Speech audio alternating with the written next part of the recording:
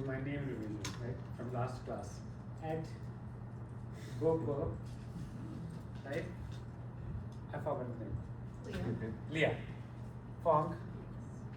Were you in the class last time? Yes, right? That's a good It was a long day. That's a good That day. excuse.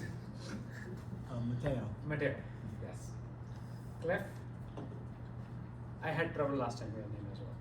Pivia. Pithia. P. P-Y-T-H-I-A. Pithia. Yes. Pithia. Oh, man. No. Let me. If you say the first letter. Peter. Correct. Yes. Punyam. Mr. Carlos. Alexis. Alexi. Alexi. Alexis is very Spanish, you know.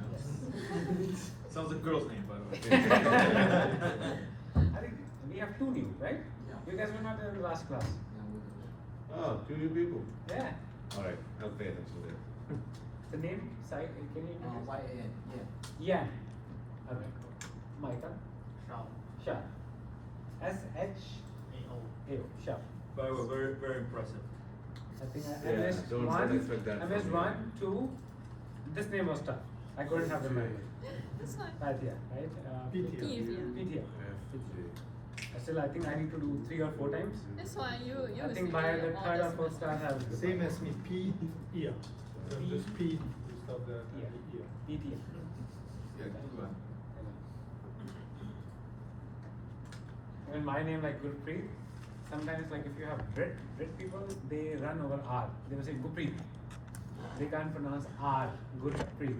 So I have to tell like 2-3 times. Guys, I'm so sorry. I don't know, for some reason this computer is not letting me log in.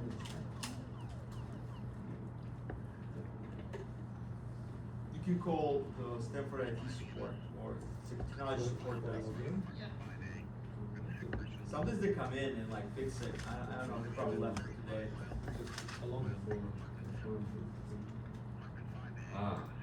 I think I got the Caps lock? password wrong. It needs a 15-letter password. Who the heck remembers a 15-letter password? I tried everything I knew, and I'm getting it.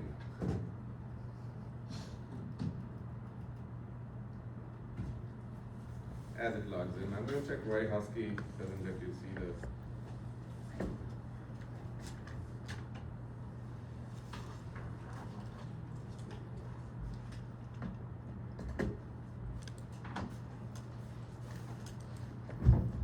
And anyone went through the reading references like the John Gregory? Show of hands, anyone read anything from those 2 chapters? We looked at it, yeah. You did? Pythia found the book. Okay. So you read? Wow. Like you read? Who else? 2 out of this many 2 out of- students is a no. success Yeah. number. Yeah, it's a great Usually idea. nobody reads. I think there are 2 ways how you can approach counterparty creditors, right? One is a very academics view of doing things, where I can go through all the maths, etc. But as soon as you will land in a job, you will say, hey, there's a day and night. I don't know what I will do with the maths, right? Another way is taking a practitioner view, saying how a person who's doing this job is going to look at the risk and then supplement it with the text, right? Because if you do both, I think you will be better off, because it's like playing golf, right? You can play on simulator whole day, academics. As soon as you hit the golf course, you will not be able to connect the ball. It's better to take you after 1-2 classes to the golf course and say, you know what, start practicing in the shadow, but start hitting the course. Oh, so we're going to your work? Yes. Yes. Mentally, yes. Oh yeah, here you go. The folder had visible to students, but I have to go and give each part visible to students. Now check it out, you'll see it. Yeah, I can see it. Yeah, I had to do it for every file. I'm so sorry about that. I didn't know that. But I think you also need to do for the syllabus. I did that just now as we speak. Okay, so lecture 2. You have it now, and I'm going to bring it up on screen too. I think we will start with lecture 1, we did not finish. Okay, lecture 1, let me do that. But before that, I need to start the themes. Sorry guys, we have to be here for 2.5, 3 hours anyway, so it's okay. Where's the themes thing? Peter, should we write an email to Gosh? So sorry, it's a little bit off topic. We have a test tomorrow. Oh, This one- yeah, this is yeah. one of the reasons none of us really read the chapters because That's okay. we have Gauche test tomorrow and it's oh gosh. You guys can. Alright, do you want us to leave you early today? No, it's okay. No, it's I okay. mean, Like your to call, learn. I mean, I can go home early, I would like. Anyways, if you read it now or later, at least you need to do that before the quiz. So either you take a sprint at the end, or you do along the way and ask me questions. We have a quiz. And it's a good book. Maybe I think even if you don't read the full chapters, maybe start getting a flavor. And then as you understand the Hello. concept in class. Oh, you can sorry, always- 1 second, I'm making sure. There you go. Can you hear us? Yes, I can hear you clearly, Professor. So one project done. Thank Now- you. Now let me get the slides up. You can talk to them, sorry.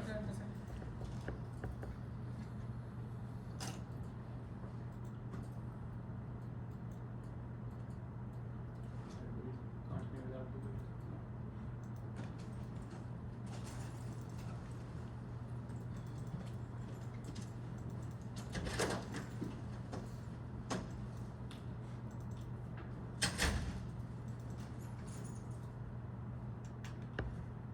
Who can give me the definition of counterparty credit risk from the last class? What is counterparty credit risk? Who can give me that definition? Counterparty credit risk. What is counterparty credit risk? You essentially had two different things. There was the risk of somebody not paying just the contract itself, or No. the other was the risk of somebody, once you paid your part, not paying their part. Those were the two biggest risks that you put. That's right. So counterparty credit risk. So you have a financial contract.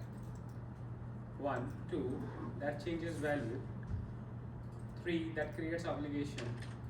And 4, once the obligation is created, the counterparty's willingness or ability to pay their obligation, right? So it's a risk that counterparty may not be able to pay its obligation on a financial contract, right? So, and we understand the difference between counterparty risk and credit risk now. What's the difference? Anyone? Counterparty is willingness. Sometimes it's like counterparty is not willing or can't make a payment, right? Am I correct? But that's about willingness and ability. Yeah. But I'm saying, what's the difference between counterparty credit risk and credit risk? Regular credit risk, Traditional credit risk. traditional. Oh, just like the interest rate. I guess. So let's say from the credit, if the interest rate goes up, you might not be able to hold the burden, like the company. Am I in the right direction now? Anyone else? Well, I say with counterparty risks, you don't know the amounts you are actually exposed to, Yep. and credit risk, you know the amounts you are exposed to. Yep. It's more easily predictable And with the Black risk is one Scholes. directional. Yes, In the credit risk risk is one directional. Yes. You know You know, the borrower has to pay to the lender. exactly. What's in counterparty credit risk, you don't know who will be obligated to pay. So that is the little contribution I did in the last class. Credit risk, you take it, it's a preferred risk, you take the credit risk to make money.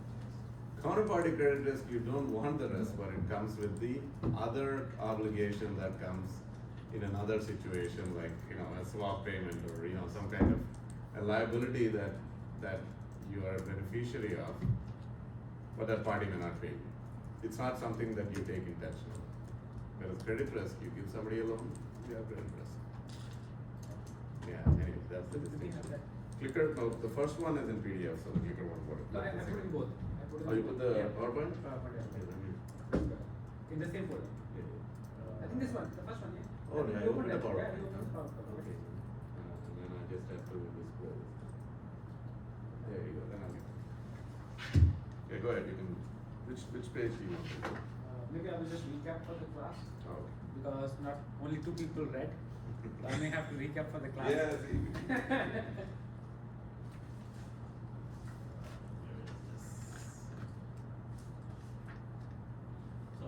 But at the same time, I didn't really see too much that we hadn't seen before, so everybody should be familiar with what's in the first two chapters.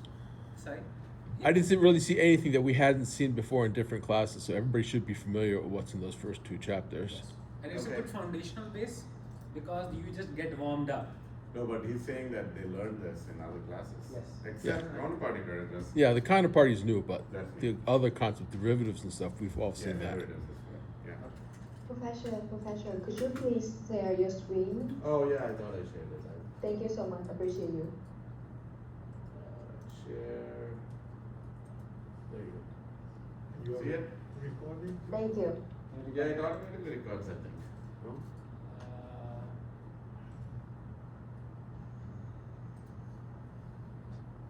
Might be control. Somewhere here. Yes.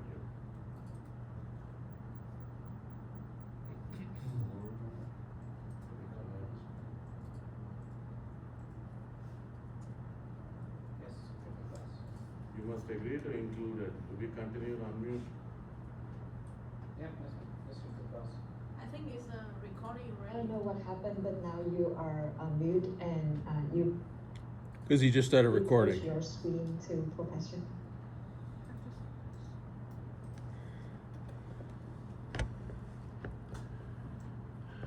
Okay, because you started the meeting, it's thinking you're the owner. And you have to record it apparently. Okay, I recorded it. Yeah, record it, but it'll come into the message, then I'll upload it into the folder. Yeah. Thank you, thank you. Share the screen. Share the screen back to me. Oh yeah, then I have to show this thing back. Yeah. We need people to do this. Okay. Thank you. Alright, now everything is set. Only 15 minutes. It's not moving with you. No, give me that. I have to. Yeah.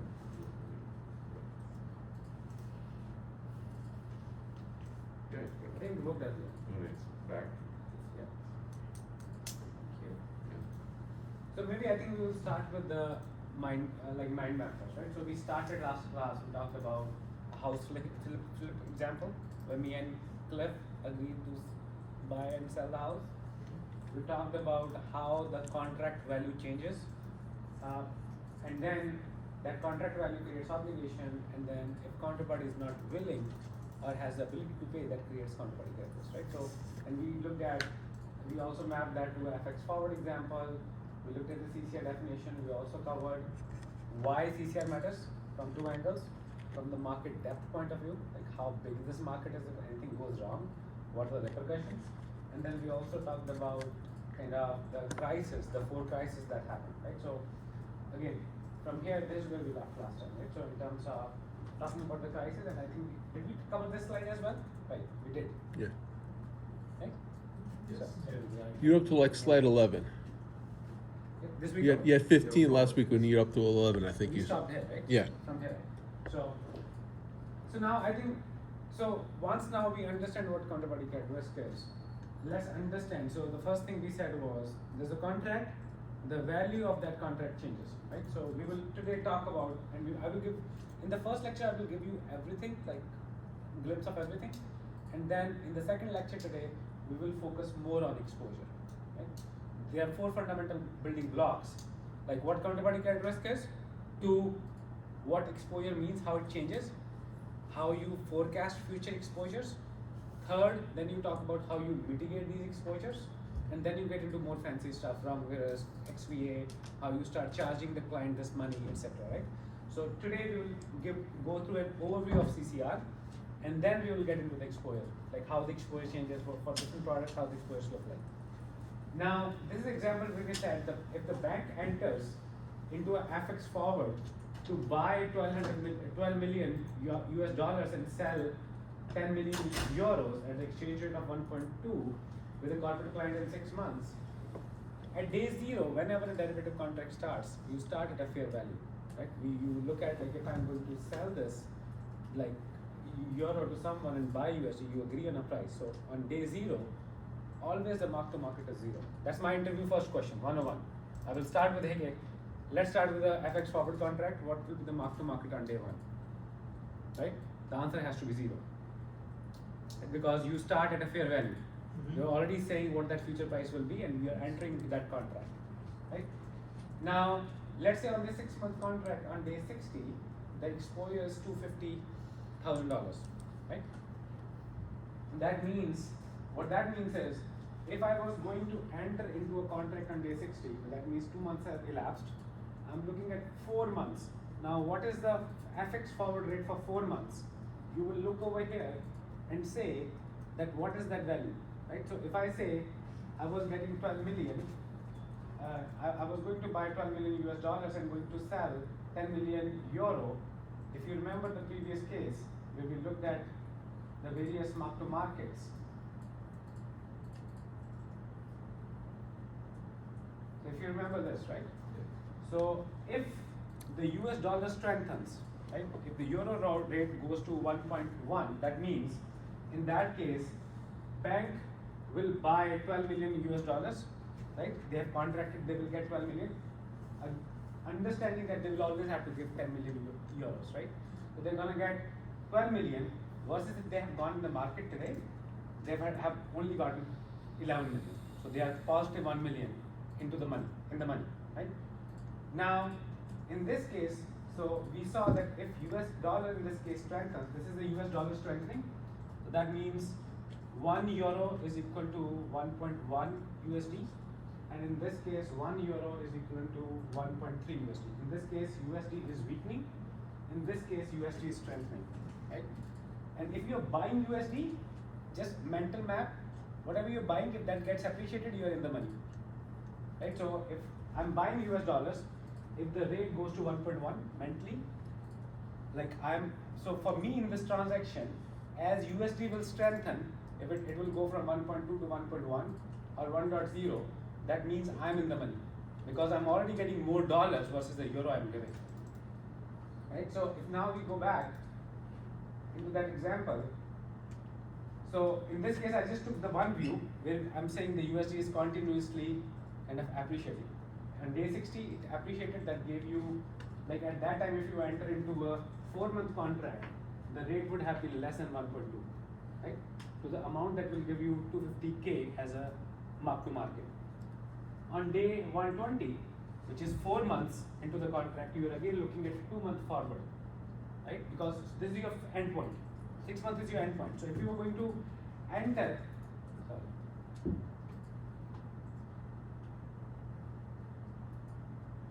if you're going to enter into a contract over here, 4 months into this contract in 6 months, you're only looking from 2 months over here, right? And what you're saying is USD has further strengthened.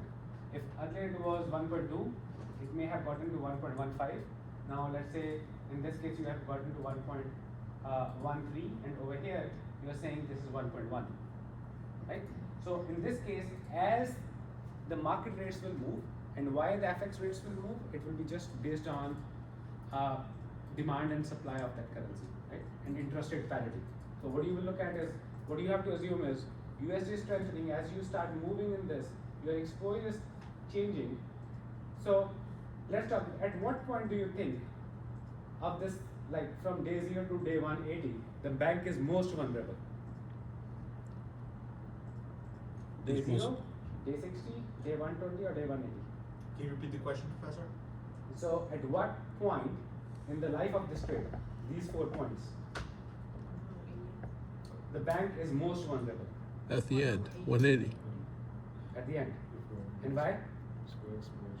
Well, at day 0, that's par value, so there's no risk at all, essentially. Yes. And as you get closer, you have less chance to, at the 180 time there, you have no real chance to protect what's happening at that time. So at that time you have the maximum exposure, and if counterparty defaults at that time, that is when you have like the maximum exposure. Again, we talked about last time, there are 2 types of exposures. One, if counterparty goes away and says I'm not exchanging these legs of the trade, I'm not giving you US dollars, I'm not taking euro, you are losing 1 million. But there was another scenario we talked about where I give Cliff 10 million euro. I say bye-bye. Bye-bye, and I lose the full 12 million US dollars. So question again, the question, maybe I'm just confused, at what point in the life of trade is the bank most vulnerable. Oh yeah, at the end, I thought most valuable. I'm sorry, I misread that. Yeah. Got it, yeah. So it has created the most value for the bank. Yes. Done what day 180. That is the point if somebody runs away, the other counterparty who has the obligation, Mhm. that is the most vulnerable point of bank. Because whatever it has made on that trade has just evaporated to zero. And then can I say, based on the concept that when it comes to derivatives, the closer you are to maturity, the more exposure the entity or individual is? That's a good question, and I will cover that. Okay. So that really depends. So the short answer is it depends on the product. Okay. And I will show you the profiles of exposures in FX forward and cross currency swap.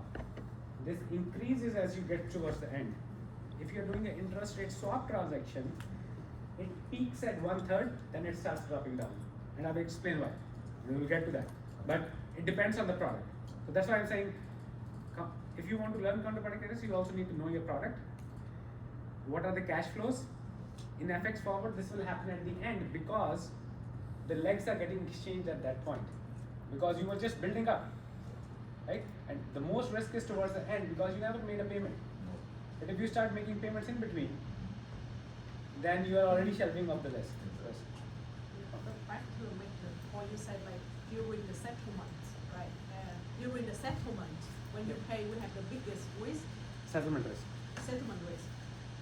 I'm just curious why we can, I mean, in international payment, you have to open the LC and then you need the counterparty for that.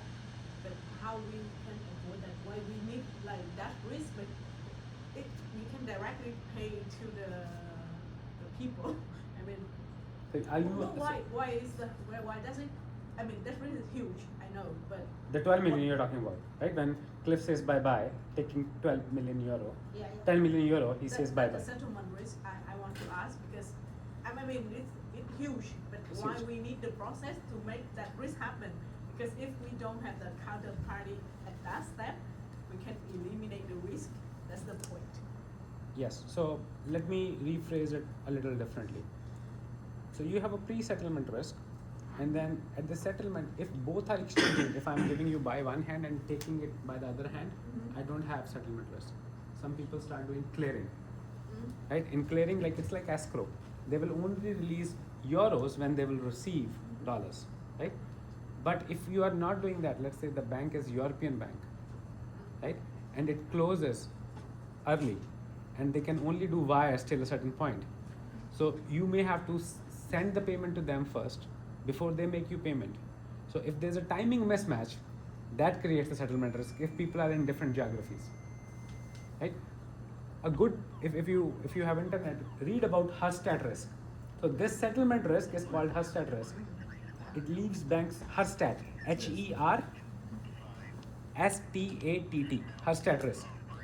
That is where Herstatt, and right, German bank, right? How they went down to zero because of the settlement risk. So my chief credit risk officer, who I report into at SMBC, he lost $75 million just on the settlement risk.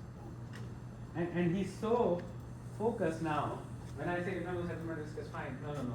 I have lost 75 million. Don't tell me it's okay. Right? I have taken it on my kind of chin. So that's why I'm saying like now, after like now people start doing clearing where they exchange both at the same time, but there are still counterparties where you have timing gaps, like a Japanese company, like where you are doing FX settlements and you have this timing match, you have trust, and if that trust is broken, you have the settlement risk. But there are ways now, and I will get to how you can reduce settlement risk. When bank look at this exposure, 12 million, what will they do to reduce this settlement? They will say, you know what, I have two trades. In one, I have to receive US dollars, give euro. I have another trade in the same portfolio where I have to give you US dollars, receive euro. I will just net it. Rather than now, it's at 12 million, it will shrink down to 1 million or 2 million. So a lot of ways how you can reduce these risks, banks do, we will cover that. But it's important to know that this risk exists first. Only then you can mitigate. Right? So that was correct. Cliff, this is like at the end. 180 is when for an FX forward trade, the bank will be most vulnerable, right? What might a risk manager care about future, why might it, so as of now when you are standing here, right, you know what is the current loss, right? Why do you think standing at this point, do you think the risk manager will more focus on what he's losing now or what he can lose? Because you still have a 2, 3, 4 month runway. So what do you think for someone like me who's entering in this trade and saying, I'm sitting at day 60, what should I be? I know I'm already like 215. I already know, that's known thing. Do you think I will be concerned more about this or about the future exposure standing here? Right? Because that is when the contract is going to settle. Right? Because I know as of now where it is, but I don't know where it will end. Right? So that is where when you look at any point, you are looking at what is my current risk. If counterparty goes down today, what I can do is I can just tear off the trade, take a $250,000 loss, and just put another trade with someone else. I will not lose the remaining 750. Right? But that's why, like, if you're standing here, you know what your current exposure is. But at this time, you already know if you clear this contract now, you are only going to lose this. You really want to know how much can go wrong, because that's my more concern. What it can change, and I don't know what that future path will be. I don't have the crystal ball, and we will get into all that, like how people go about estimating standing here, what can be my day 80 exposure. But as a risk manager, I will be, versus what I know today, I will be more concerned what can go wrong in future, because that can be even bigger value. Okay? So now, if exposure changes every day, how do you think the banks protect themselves? So we know, like at day 60, like every day exposure is changing. You can always hedge your risk, but like you said with derivatives. Right? You start hedging your risk. How? Well, you're gonna start buying things that are gonna move opposite of what you think is gonna happen. So you want to get back to a net neutral position. That can, but that is a hedging cost. Yeah. Right? So you have to take some cost. Mm-hmm. But you, and that's where we will get into later as well. When you start doing this, how you price that counterparty credit risk, you take a premium from the client. So for example, if you go to buy a car, based on different rating, people are paying different interest rates. And what they're paying more is for the credit risk they're taking. Right? So if you look over here, and I think this is good, like, so again, if you look over here, and I will cover this in a second, but if you see his loan, that's kind of a snapshot. You already know, like how much it has. Like if I'm like on a 6-month loan, I already know how much the person has paid me the principal, how much interest it has paid me. I already know where my snapshot of the risk is. Versus derivative, you will say it's a continuous movie, one scene after the other. It never stops till you end. Right? I think so. For the third, if the exposure changes, so I think we talked about counterparty risk. We know the exposure gets generated. Right? Now, this is how, when the exposure gets generated, how the bank start mitigating them, right? So one, what Cliff said, you start hedging, you go into the market and buy insurance. So let's say if I have a counterparty, let's say Verizon, right? So if I'm doing with them, if I say, you know what, the trade is really moving, I'm in the money, and I don't feel good about this counterparty, I will start buying CDS hedges on Verizon to bring the exposure down, right? But you could also do other things without paying that cost. What you can do is, if the same counterparty, you have multiple trades, you can net all the liabilities. You say, if I owe you, but on another trade you owe me, let's net settle. Versus, if it's not net settled, what's going to happen is, you go to a bankruptcy court, the way they will tier each contract separately. They will say, okay, the counterparty has gone bankrupt. First of all, what you owe them, pay them, because you have not gone bankrupt. So I pay them, and they say for your obligations, what they need to pay you, get in the bankruptcy queue, and you will get whatever is the residual. Right? So netting is effective way. If you have a legal agreement with them saying all our liabilities or assets will be netted together, you are shrinking it. You don't have to go through the bankruptcy code. You will say, you know what, this is what he owed me, this is what I owed him, this is what netting is, and I will either I pay him or they pay me. It's clear. Versus I pay them first and then I get into the bankruptcy queue. Right? So netting is one of the very powerful tools how you bring CCR down with, because it's not just one trade. When you do trading with counterparties, you will have 10, 20, 30 trades, and they will be all in different directions. So it's better to offset those using netting so that you can bring the exposure down. Second good way is to have collateral, right? So what a lot of companies do, they sign an ISDA contract, which is a legal contract between two counterparties, where I say, if I pay him, he pays me, he needs to pay me, these are the terms. But then you also introduce a collateral support annex. It's called CSA. What that means is you define a threshold saying, let's say with the counterparty we talked about earlier, let's say your risk was, as it was increasing to 1 million, I say I have a CSA where there's a threshold that if the exposure goes about 250K, you need to exchange collateral. I'm not comfortable going more than 250K with you. So what's going to happen in that case? If it goes to 750, you're going to, okay, pay me 500K. So that my exposure again comes down to 250, which was here. So you start asking for collateral. That's another mitigant as these exposures evolve. And you sign those contracts ahead saying, you need to pay me collateral, or I can also pay you collateral if I'm out of the money. That's another powerful way how you bring CCR down.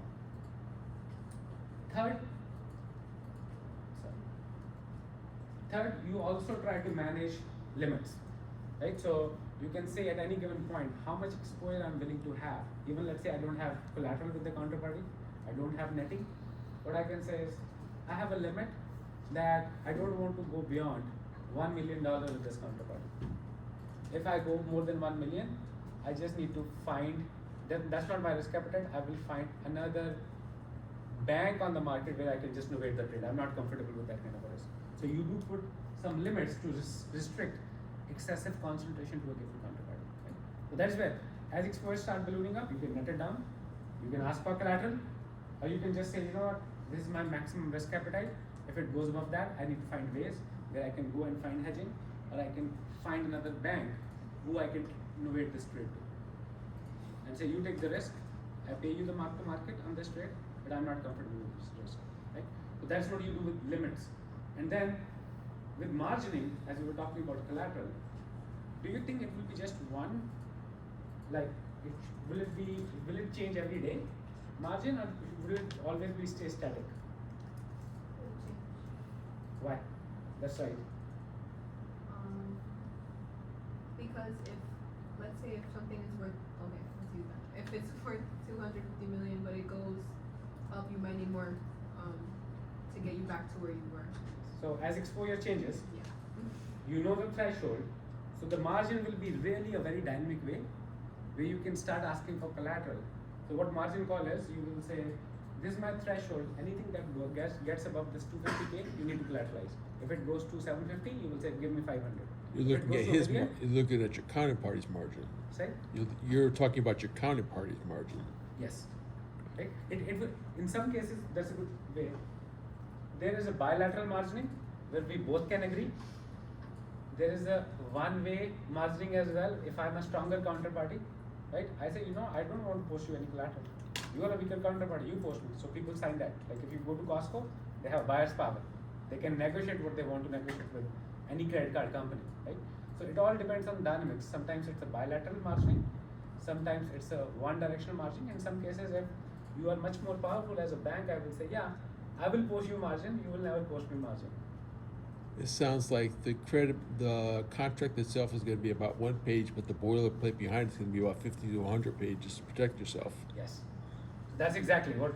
So in derivatives, those two legal agreements are called ISDA and CSA.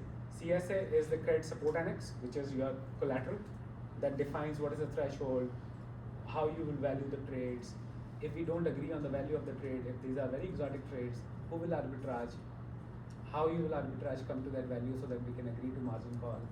So that's credit support annex, and the ISDA is the boilerplate that gives you general legal rights in a contract. Okay? So you need to remember these two things. If you're getting to derivative contract, the first thing that starts is with the ISDA. There are other ways of doing trades. Some people who don't want to do a reoccurring trades, they will say let's enter into a long form confirm.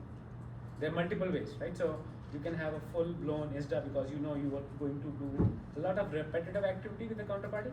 But if you just say, you know what, it's just one trade, let's do a simple legal contract, long form confirm, we are done. That can also be done. But you need to remember two things: ISDA, CSA. ISDA gives you all the netting, your legal rights. CSA gives you all your margining terms. Right? This is what, and again, there are 5 or 10 other ways how you can mitigate, but these are the 3 key ways of managing. And we will get into more this as well as we will go into lecture 3, 4. We will talk about all the other ways of reducing exposure. Again, you had exposure, now you are trying to reduce exposure. Okay? Now, so now we reduce, but again, how will you manage? So how a bank every day comes in and manages CCR. So first they identify, so we will talk about each product, like in derivative SFP, they identify where the risks are, right? Then we talked about the exposure evolution, they measure exposure, right? Then they monitor it against the limits, right? So you will say, let me track my current exposure and future exposure, and I will manage it against the limits, but I will also try to control this exposure using margin calls, right? By asking for or giving collateral. Then what you also do is, you also do stress testing in these scenarios. You will have a portfolio, you will say, what can go wrong? And you will say, let me just shock it and say in that scenario, what can be my stress exposure? Am I comfortable with the worst case scenario? If not, then I will start hedging now, to what Cliff you said, right? So if I say, you know what, in a stress scenario, they may owe me 10 million. In the existing scenario, I will say, they can owe me 1 million on day 180, but if I do a stress, where USD appreciates so well, so much, that this becomes 10 million, you need to know that.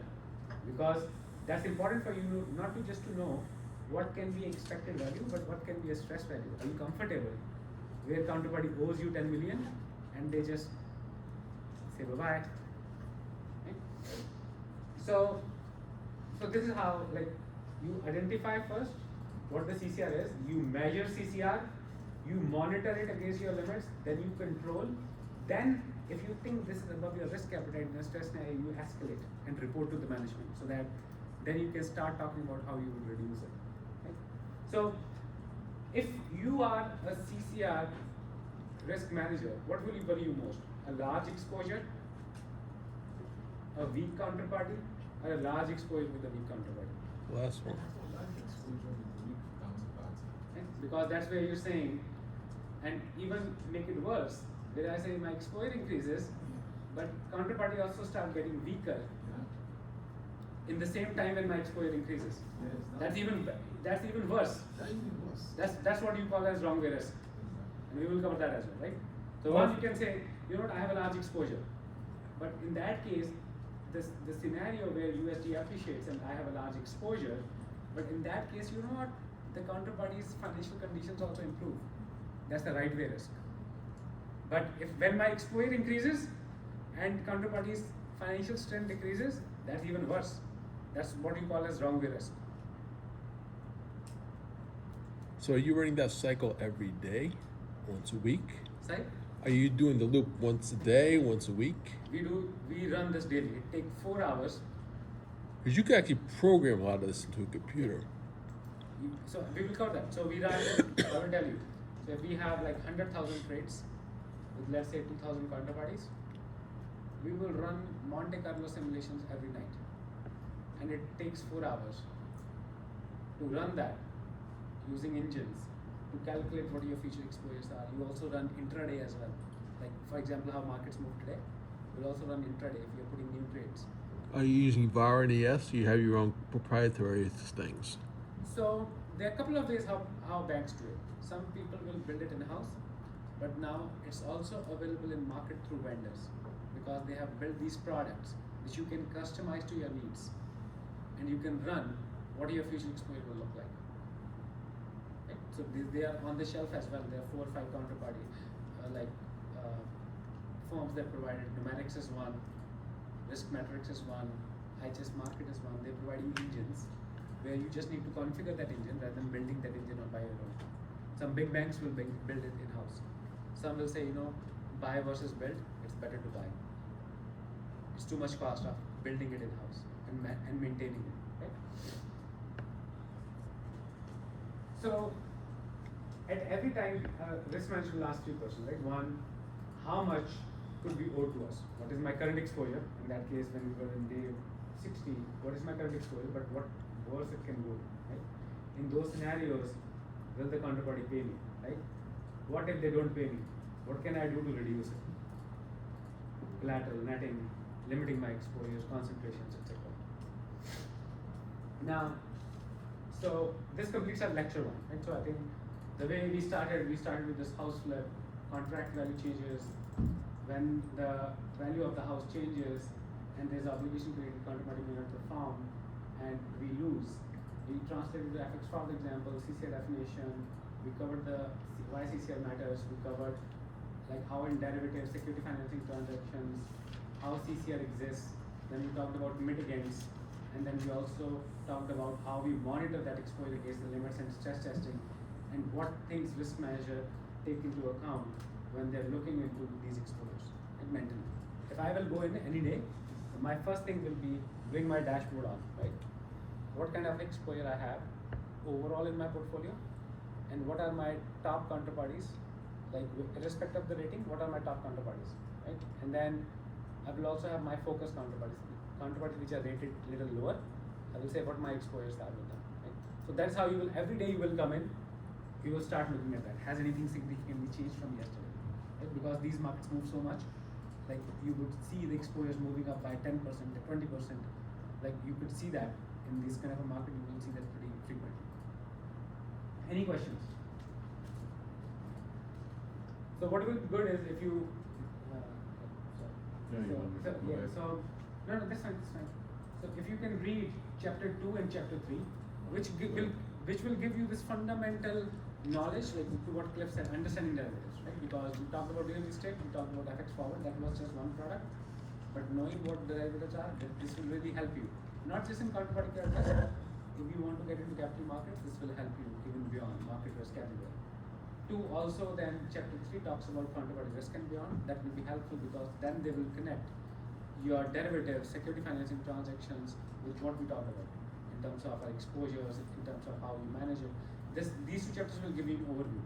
Then as we go further, each topic has a dedicated chapter. Right? So if you get time, I think I will highly recommend if you guys can cover these 2 chapters before our next class. Before we go to next lecture, any questions?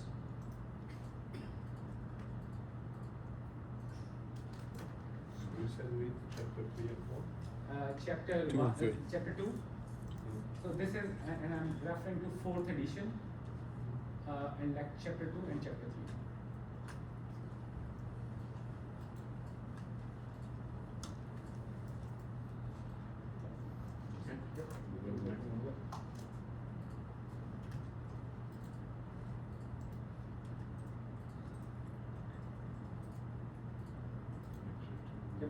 More.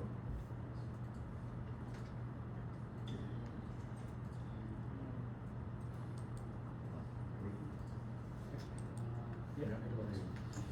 So I think we already recapped, so I'm not gonna go through the recap like for this lecture. But what we will cover in this particular lecture is we talked about like calculating exposure is important before you know how to want to control it, manage it.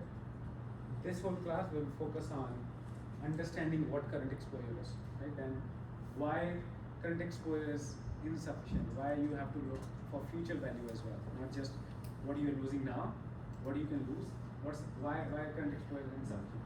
In the middle because you may be out of the read. Oh, sorry. I didn't want to block Peter's view or anyone's view.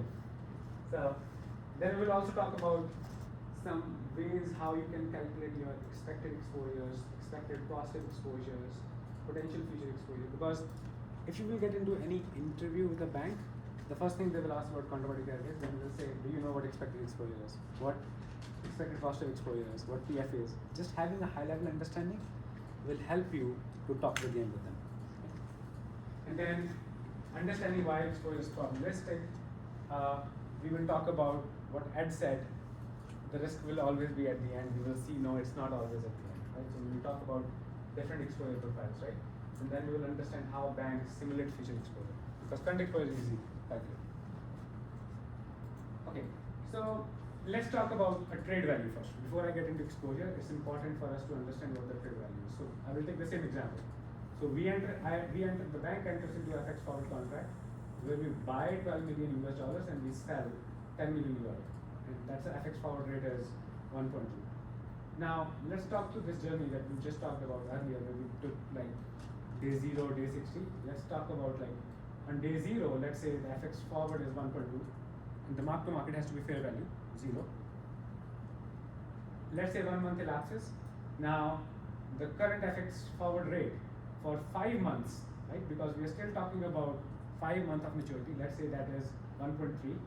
Now, in that case, what's going to happen is the bank, if the bank were to buy a 5 month forward today, it would have bought 13 million versus 12 million. So, as a bank, you are losing $1 million, because if I wouldn't have locked that like rate, I would have gotten it cheaper now because USD depreciated, right? On month 2, if this rate, like FX now, goes from 1.2 to 1.1, 1.3 to 1.1, that means USD has appreciated. We were buying USD. If something we are buying is appreciating, we are in the money, right? And the way you can look at this is that now you are getting 12 million based on this contract, versus if you would have gone in the market at this rate, you had only got 11 million by paying 10 million euros, right? Let's say month 3, FX again changes, it goes to 1.2, and that the trade value is same what was on day 0. This is how it moves. Day by day, some days dollar will strengthen, some days dollar will depreciate, and that is how you will say what is my current mark to market on this transaction, what that value is. And let's say on month 6, let's say USD even appreciates more, and your exposure now is 2 million. That means that you are getting 12 million, versus if you were going to in the market, you would have only gotten 10 million. So the counterparty owe you 2 million more versus the market rate, right? So in this case, when is the bank happiest to keep this contract? At the end. At the end, right? Because that is where you're making the most money, right? I will say, you know what, my decision was right. I'm into the money, and this is where I make the most, and this is where it's most valuable to me, right? Now let's talk about day 0, month 1, month 2, month 3, month 4. In which month for the bank it is an asset, in which month it is a liability. So let's talk about day 0. Neutral. It's neither. Neither, right? Month 1, Liability. liability. Month 2, Asset. month 3, Equilibrium. month 6. Okay. So if the client default in these cases, which month will you lose money? Month 0, day 0, will you lose money? Over here, will you lose money? Why not? Because you have to pay. Okay, good answer. Month 2, Losing. month 3, month 6, lose money.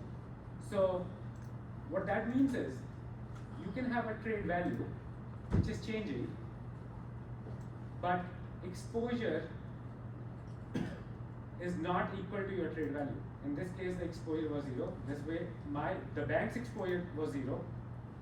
Over here, you had 1 million exposure. Over here, you did not have exposure. Over here, you had 2 million exposure.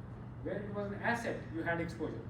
So value is not same as exposure, right? Because value can be positive, negative, or 0, but the exposure will always be positive. It will be 0 or positive.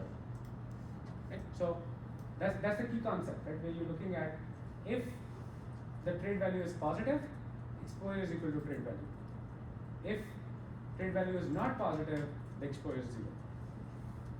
And reverse the other side. If you were the counterparty, you will look at from their angle when the value of the trade to them is positive, so it will be mutually exclusive. When my exposure is 0, they will have exposure to me. Okay?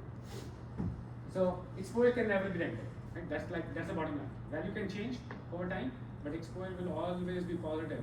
That's why when the first metric you get introduced in counterparty credit risk is first knowing your current exposure. You will calculate the value of the trade as of that day and then floor it to 0. If it's negative, it's 0. If it's positive, so CE, current exposure, is equal to max of 0 comma trade value. You are putting a floor on the trade value to come up with the current exposure. Now, so current exposure is easy. We know as we move, what is the market rate, you can pull Bloomberg, you can say what the value is, right? But let's say in this case, in 2 months, we talked about that earlier scenario in 2 months. Let's say the current exposure now, like if I go back, in month 2, your exposure, current exposure we knew, the rate was 1.1. We knew the mark to market is plus 1 million and our exposure is 1 million, right? We already know. That is the rate. There's no debate, no model, you already know the rate, you know the current exposure.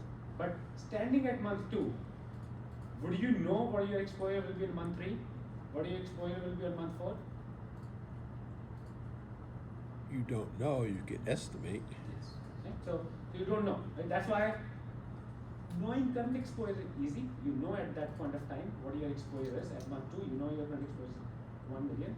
But you don't know as the contract goes further what that value will be. So current exposure is known today. It's a single number. It's observable.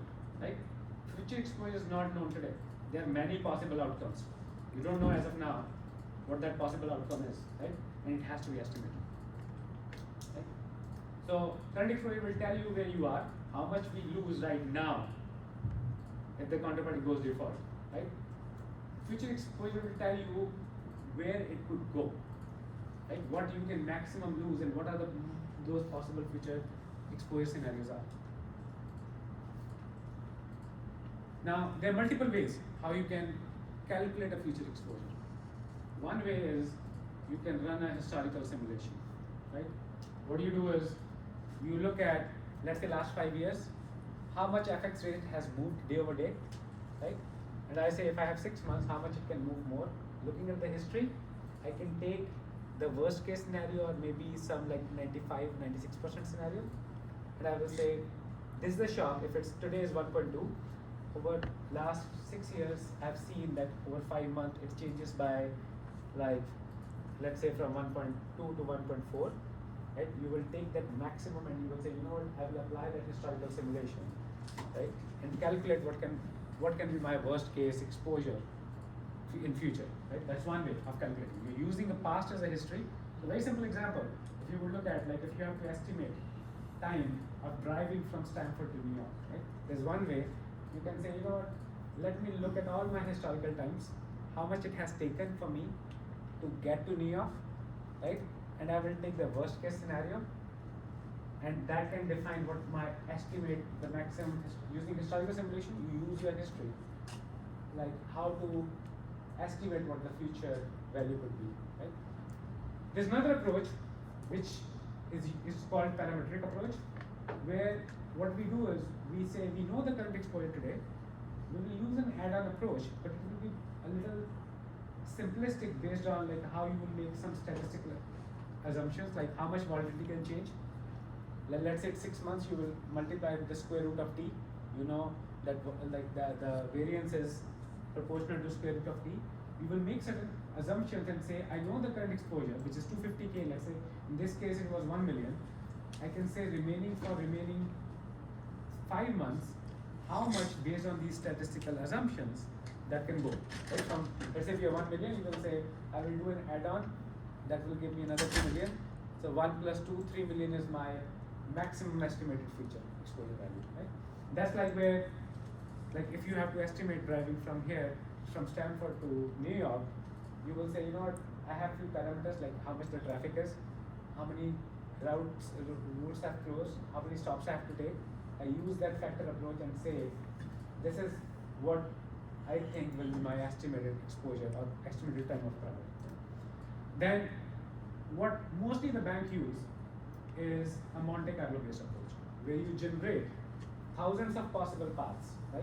This is like you put it on Waze and Waze give you like 5 or 7 ways how to get to New York, and it will give you what is the estimated time on each route.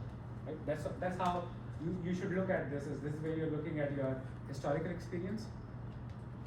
This is where you're using some add-on based approach, and over here you're using like a Waze kind of approach. Which one do you think will be more accurate?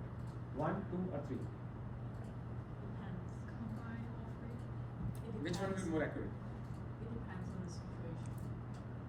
If you can use the historical simulation, of course you need to approach by adopt a method, because like if that the new counterparty, like you don't have enough of the historical data to make it more accurate. So if you were driving from here, Stanford to New York, and if I ask you how long will it take, what estimate you will give me confidently by looking at how it took you in the history to, you can estimate based on the routes, or you will just open Waze and let it run models and give you the estimated time, because I'm waiting in New York.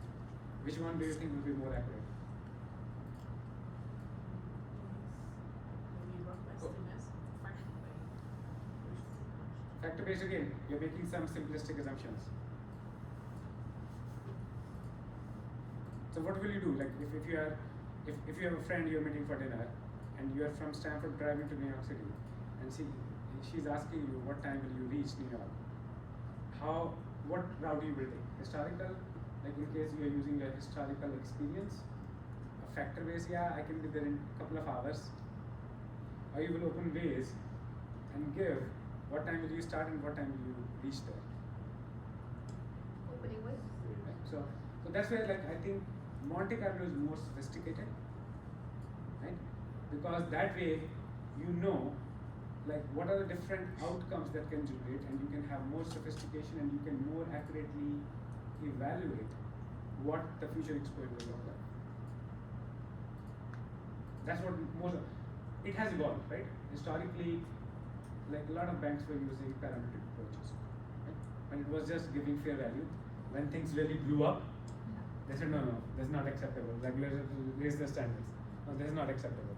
You're just giving like some simplistic assumptions. But what regulators now do, they do have some parametric approaches where they take a very worst case scenario for the capital purposes. They will not let you run Monte Carlo more, like they will give you an option, but what they will do is they will calibrate the parametric approach to the worst case. If I don't know what time will reach, I will say, you know what, I will reach in 3 hours. If I reach early, it's fine, but I will give you the worst case conservative exposure. So some regulators are using parametric approach, but for the risk management, Monte Carlo is the right way, because you want to estimate more accurately, because only then you will be able to hedge it.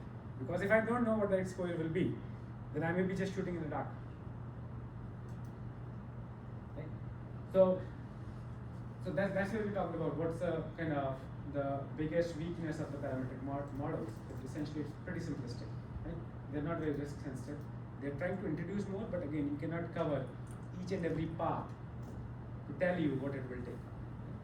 And then, so this is how, and with Monte Carlo, there are advantages and disadvantages. It is more compute intensive because you have to run a lot of Monte Carlos. You have to waste a lot of electricity, but this is more accurate. That will help you to hedge better. Right? So that's why, like, we as risk managers, we don't predict one future, like using a historical. We run many possible outcome paths, and then we try to do some kind of a probabilistic determination. So what we do? So as a bank, if like what we do, we will pick up. So this is like kind of a Monte Carlo approach where you will run thousands of like in our case we run 2,000 simulations because it's balance. How much accuracy you want, how much long. You don't want 3 days to run simulation, and by the time the results come, it's already 3 days have elapsed, right? So there's a balance between accuracy and the computing you're doing. So we generally use 2,000 simulations. That means 2,000 random numbers, right? And we will apply some stochastic models which will determine. So you can, based on if you're forecasting interest rate, FX, there are different models, stochastic models. Because when you don't know what cannot be solved by a simple formula, the only way is to have a path dependent options. You simulate using these stochastic models. You will generate thousands of different scenarios, and then once you do that, once you simulate 1,000 of those paths, for each path, so look at this, right? So let's say from here in the past you go to today where you know the current exposure. From here you will run a lot of Monte Carlo paths, right? And you will have one, if you take this path, it will go from here to here, and it will go down to here. So at each tenor point, at each time point, you will have 2,000 simulations. Let's say I'm taking 2,000 simulations, let's say you have 2,000 outcomes. Then what you will do in those 2,000 outcomes, you will plot it like those outcomes on a probabilistic distribution. Have you guys done statistics? Right? So you know how you plot it on a bell curve, right? So you What will start. distribution are you starting with your your normal? Are you sticking with the normal distribution or are you using something different? Normal. We stay with the normal distribution. Right? But it will depend, it may not be symmetric because it depends where your current exposure is. In this case, if you are starting with 1 million, this side will be heavier than this one. You will have more skew on the side. Right? So what you will do, you will have 2,000 simulations and you're creating 2,000 outcomes. Like in one outcome you're saying I'm losing 1 million, 2 million, 3 million, 5 million, then you plot those on distribution, right? So, and from there on, like what you will do, you will get into probabilistic determination, right? So, like, and we will cover this in a second, right? But the whole objective of doing this is you are generating many future outcomes. Then you are trying to calculate what can be my average exposure, what can be my worst case exposure, right? So you start getting into those things to understand what can go wrong in a worst scenario, right? What's giving you your upward bias? The model you're using? One, the model can give you. Second, if you're already in the money today, so let's say if I'm in an FX contract, I'm standing at 250, positive 250, or positive 1 million. I know when I'm looking at my average, that will be the mean will not be 0. If it was negative, starting with minus 1 million, you will see this negative will be more heavy. Are you building any velocity and acceleration into your models? So you will have drift. Now, drift is random. Yes. No, drift. So. Okay, I see what you're saying drift-wise, yeah. Yeah. So the volatility, when I look at FX rate, how much it can move up and down, that's your volatility, right? What direction it will take, whether it will go upward bias, lower bias, that is your drift. Right? So when you model these things, you use stochastic models. You have these parameters where you will say, what is my volatility, what is my drift, and you calibrate those to run these models with a random number that will give you 2,000 outcomes, and then you will plot those 2,000 outcomes because you don't know which path it will take. Mm-hmm. Right? You need to simulate to find every possible path, and believing it's random, that way you can be a little bit more confident and saying what tail I want to pick. I have a question. Yep. So how do we find that horizontal line because it's below the current like exposure? Come again? How do we find that horizontal line because it's like below The the x-axis. current exposure?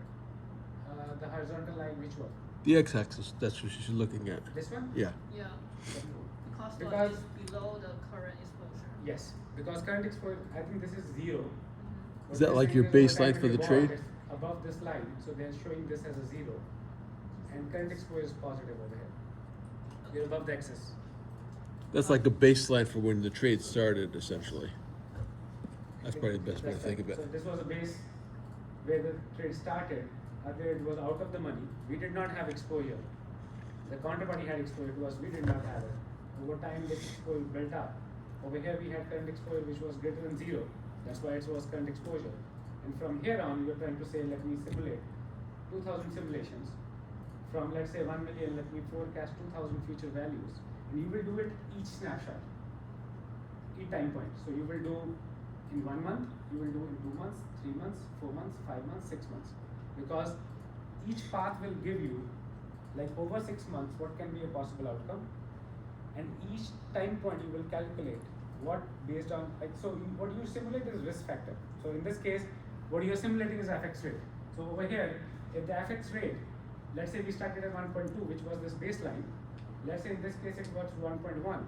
What you're trying to say is what it can be in 6 months, 1 month, 2 months, 3 months, and you will take 2000 random paths. It can be 1.1, 1.2, 1.3, depending upon the model and random number, it will give you a distribution of those rates. And then you will apply those FX rates onto the outstanding notional you're doing, and that is how you will get 2000 MTMs for future bonds. That's what you're saying. You don't know what it will be. When you don't know and you can't use a simple formula, the best way for you is to do like random paths and then calculating what that future value will be, then trying to estimate on the bell curve or the normal distribution.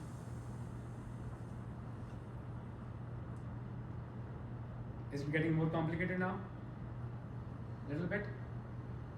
It's manageable. So again, the limitation over here is again, like as we say in the Monte Carlo, nothing is like kind of risk-free. You have some limitations. You have model risk. More complication you're introducing, you have to make sure your models are right. Garbage in, garbage out. You have to really use the right models. You will have a computational cost, but banks are willing to pay that because that's where you can hedge it better. You are making a lot of assumptions in correlation. If rates move this way, FX will also move there. Your model is taking all those things into consideration. So you are making some assumptions that are your limitations, right? But how you mitigate this control is by backtesting your model. So if I'm saying, standing today at 1 month, what will be my exposure in 6 months? What we will do is, every time that time elapses, you say, what I forecasted in 6 months, now let me get into that time and say, was my exposure within what I predicted? If you can really backtest your models, that can mitigate your kind of risks where you're saying, are my models accurate? Are my assumptions accurate? Because what you're saying is, let's say if today I'm starting at 1.2 and say I forecasted that in 1 year, in 6 months it will be 1.0, right? As I get to 6 months, because I had all this history of like last 1 or 2 years and how much I forecasted every 6 months and what was actually the realized P&L at that time. If that's still within what you estimated, that means your model is working right. Right? Again, you will calibrate a model. Maybe if your model is saying it went to 0.8, but you got like it gave you 1.1, but you got to 1. Let me simplify. Let's say you're saying your model is giving you a $2 million loss, but actual loss was 1 million, and you back tested this multiple times. You will say, you know what? I'm always within my model. But again, you don't want to be too conservative. Where your model is giving you 2 million, but your risk when you realize was only $500,000 every time. So that's how you calibrate your model, saying it's not too conservative, but it's also not too aggressive. So once you run these Monte Carlos, what do you think as a risk manager, what exposure you should plan for? Like the best case exposure? Most likely exposure that has the probability of happening most often, or your worst case exposure? What is your best case exposure? You make money. Right? There's no risk. You make money. No. So what is your best case exposure? I'm not talking about trade value now. I'm talking about exposure. What is your best case exposure? When you're in the money, there's no risk. But if I'm in the money, I have risk. Okay, when you're actually below it, and Yes. okay, I see what you're saying. When I don't make money, that is Yeah. my best case. Because I don't have counterparty credit. You don't have to protect anything. Right? And what is your most likely exposure? If you run 2000 simulations and multiple paths it takes, it goes up, down, if it gives you most likely, this is the most likely case, but that's your average case. Right? So that's like your most likely case. Right? And what will be your worst case exposure? The negative. Right? And the negative. Negative. And the worst case. What is your worst case exposure? Just think as a bank. Right? Think as a bank. What is your worst case exposure? When you lose your principal, nobody pays you back. When you have the most mark to market. So best case was where mark to market was 0, trade value was 0 or less than 0. I never had exposure. I did not make money, but I did not lose my bet. Exactly. Right? The most likely is, yeah, it can happen most of the times, but the worst case is when you will make the most and the counterparty will go away. So that is your worst case exposure. Right? So when you run these 2000 simulations, what you do is, a simple question to ask is, what is my average future exposure? That is your most likely exposure. What you will do in that scenario is, you will take average. So if we did 2000 simulations, it gave you 2000 mark-to-markets. What you do is, you will say, let me take average of all the mark-to-markets. Right? That will give you your expected exposure. So if you will look over here, your expected exposure, expected future value will be your mean. Okay? Another case where you say, and in this case what you did was you picked up all your positive and negative values, you just average it out. Right? I can take another view, I will say, you know what, just give me the average future exposure when we will be owed money. So you will not take the value of each trade, you will then first of all float the exposure to 0. Because I just want to pick up the scenarios when the counterparty will owe me. And what will be those scenarios? When my mark to market is positive. Right? So in that case what you will do is, you will take average of all the exposures. So again, exposure is always positive. So if you had, let's say, in one scenario you got minus 10 million, another scenario you got plus 10 million, another scenario you get 20 million, you will just forget about 10 million negative. You will only talk about the positive scenarios and you will average it across. That is like where you will say, let me find all my bets, and we will get through this example, right? So I think this will become more clear. And potential future exposure will be how much could exposure become in a worst case scenario, right? And that is what you will do once you will plot this. You will say, I will take the tail, so that with 95 or 97.5 confidence interval, I can say my exposure will be always less than this, right? So let's say this example, I think this will become more clear. So let's say, rather than having 2000 paths, we had 5 paths: path 1, path 2, path 3, path 4, path 5. In one path, the exposure was 1 million. Another path it was plus 3 million. Then you had plus 6 million on the path. Another path you had minus 2, minus 4. Based on this definition, let's calculate what will be your expected exposure. The weight of those 5. Right? What will be your average exposure? If we are talking about your expected exposure, what will be that based on these? Let's say these are only 5 paths. So you run simulation, you get these 5 outcomes. Well, expected has to take into account everything. Okay. So whatever your weighting is for those 5 paths. So what it will be in this case? Let's calculate. Who can give me a number? Is it equally weighted? 1, 4, 10, 6, 16 divided by 5. 4 million. Oh, mine is 2. So you have plus 1, you have plus 3, plus 6, minus 2, minus 4. 0.8. 1, 4, Okay. 10, 0.8. minus At 4 million. Gokul. Do the maths. 1, 4, 10, 8. Is that Oh, minus 0.4 million? So you have 0.4. Yes. Okay. Is that like the average of 5 scenarios? Yep. We will get to that. Let everyone answer. So form you had 4.10. 0.4, 0.8, and That's online we had 0.4, So based on the expected. and we had 4 Yeah, million. No, it should be 10. 2 million? Why No, did it? hold on. It's 0.8. 0.8. Who said 0.8?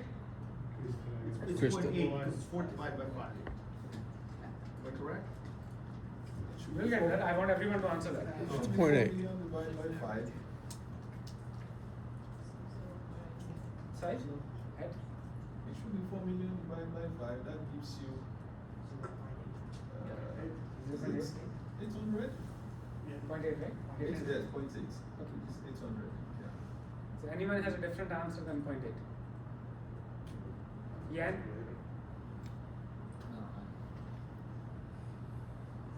Okay. And we will get to the answer in a second. In this case, what will be your expected positive exposure? EPE. So positive, so it's 1, 10. 3.33. 3.33. Okay. Any other answers?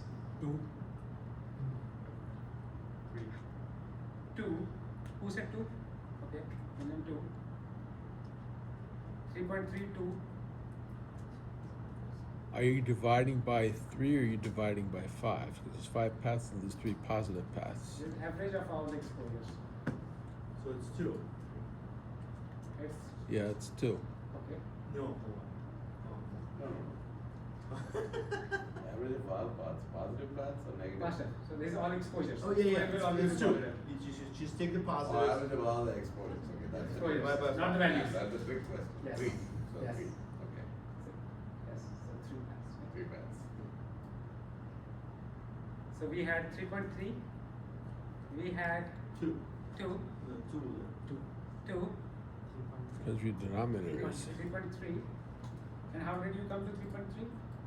1 plus 10 divided by 3. 10 divided by 3.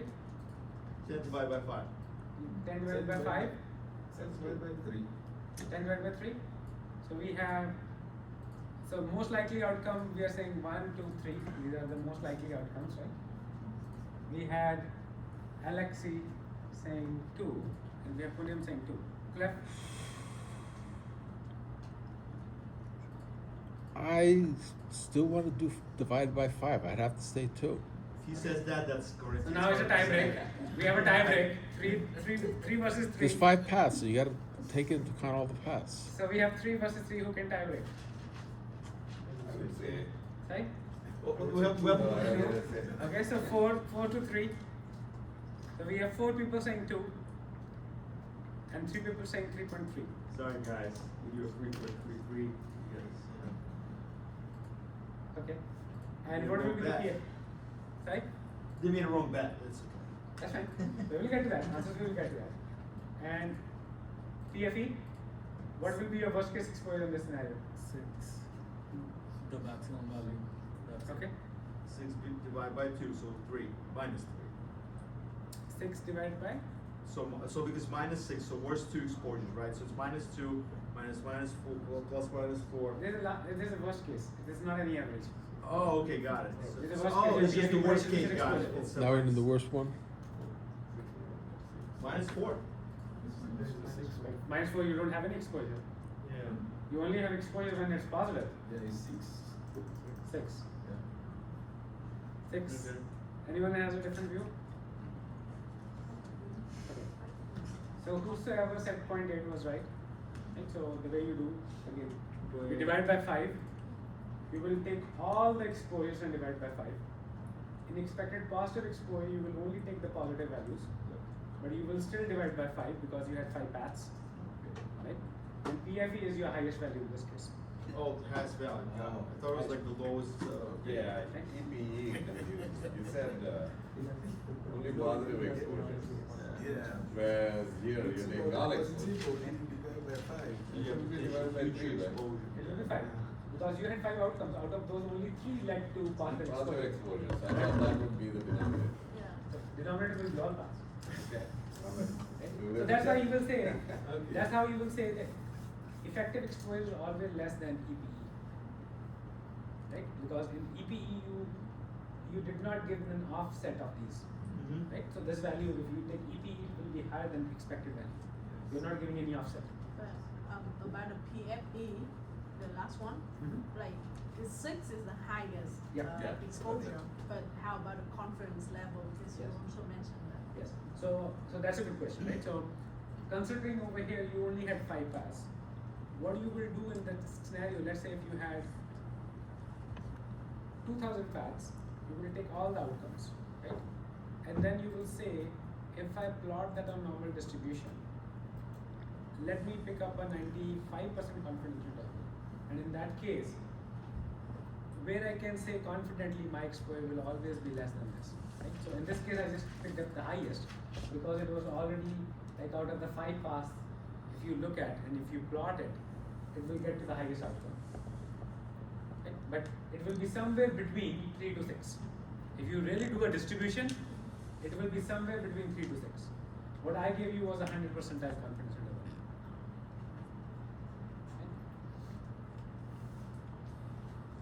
Now we understand what's the difference, because I think this is what you get asked, right? If you are getting into any interview, people will ask, do you know counterparty credit exposure? Do you know what expected exposure means? Do you know what expected positive exposure means? Do you know what PFE means? Right? So now if you say like, now let's compare like thematically what these means, right? So if you were given an option to cross a river which is on an average 4 feet deep versus another one which depth ranges from 1 to 20 feet, which one will you take? Which one will you will be comfortable crossing? Four. 4, right? But you would have a scenario where like it was 4 throughout. So sometimes these averages are misleading. If I go with just the average, it can be misleading because even over here I can get the 4 average exposure. But that will not tell you what worse you can get into. Right? So that's important. When you look at averages, they really hide sometimes the actual depth. You can still, if it is 1 to 20 feet, you can still have an average of 4. And 20 feet may be just towards the tail end. But you will be more kind of concerned if you have to go through this 1 foot to 20 foot versus if I just say 4 feet. So sometimes these averages, they mask the real picture. They are not the actual loss. The actual loss could be even much higher. That's why PFE has its own importance. Where you say, as a risk manager, like if you are a CRO, would you rather care for your average exposure, which is 4 feet, or would you care about like how much can be the maximum depth? Take the depth. Right? So as a CRO, you will always look at, you would like to know what is your average, most likely scenarios, but what you will be main concerned is, if I can swim in 20, I can swim in 4. That's the first decision they make. Like when we ask CRO will look at, they will say, in this deal, what is the worst I can lose? And if I'm comfortable with that worst loss, I will be fine with averages. That's where you look at PFE sets your benchmark, like what limit you want to put in. So when we calculate these exposures, and let's say there's a given portfolio, bank is facing the counterparty A, it has multiple trades, and you are calculating a PFE, you will calculate the PFE and then you will put a limit on that. Like this PFE will guide you what your worst exposure is. Let's say in this case it's 20 feet, I will say, you know what, I'm fine till 22, let me give some buffer, right? But I would like to measure myself against 22 feet, not like against the 4 feet. Because this could be misleading. As soon as you land, you may end up the deep pool and you never planned for it. You don't have an exit route. Right?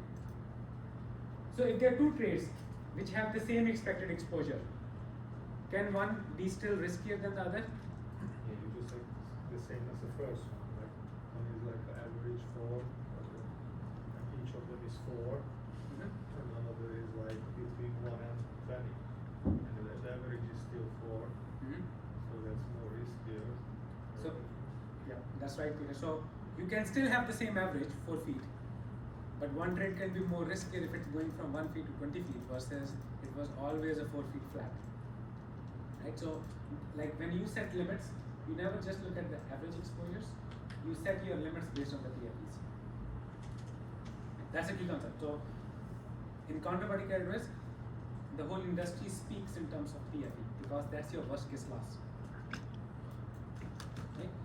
And generally the questions, and I will walk you through like how I mentally go when I interview people. I will start like, hey, can you explain how PFE is calculated? What is PFE? I will start with a trade. I will say, let's take an interest rate swap. You pay fixed, somebody pays you float. Now let's say what is on day 0, your exposure, right? So general answer will be 0, right? Because you're starting the trade. Now the next question is, do you know what potential future exposure is? Do you know what expected exposure is? Do you know what expected positive exposure is? That's the second question. Then you will ask like, can you walk me through thematically how PFE is calculated? How you run Monte Carlos? How you calculate outcome for each of those paths, and then you put it on a distribution and calculate PFE. As long as you can thematically answer these questions, at least you can walk the talk in an interview or in a discussion with any counterparty credit risk professional. Any questions before we go further? Any questions? If you understand, so I think we started with over here. we started with a trade value. We said the trade value is not equal to exposure. You can have a negative trade value, right, but no exposure. So exposure is always positive.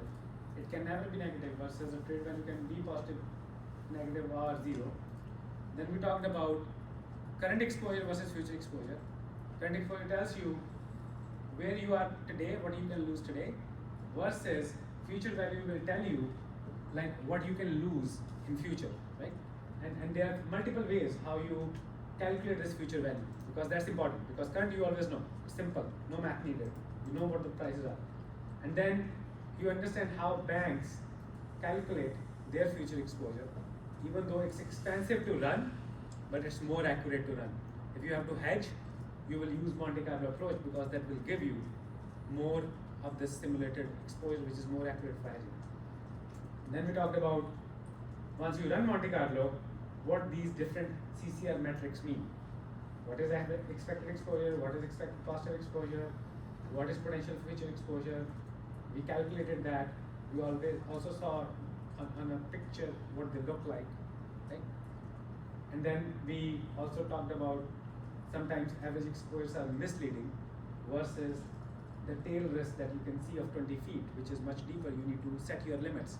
If you get into water, you need to know what depth you can swim before you get into that, right?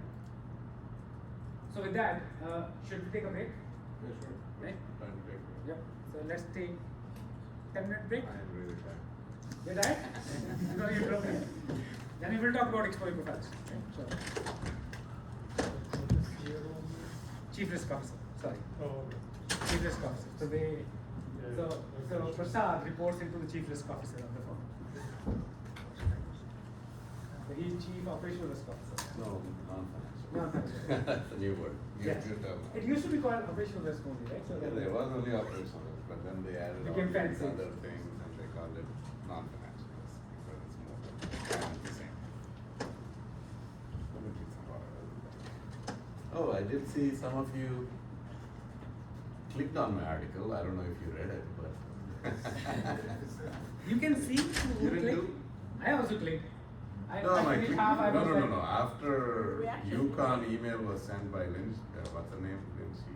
Lindsay. Oh, Lindsay. Yeah, Yeah. Lindsay, yes. My click count went up, so I assume some of you clicked. No, anyway, you didn't do my class yet, so that won't make sense. Once you actually do my class, that article will make sense. I'll be back. So from you not that class. You not take that class. Peter, are you going over the problems? I said you not take that class. Go over the problems, Gosh?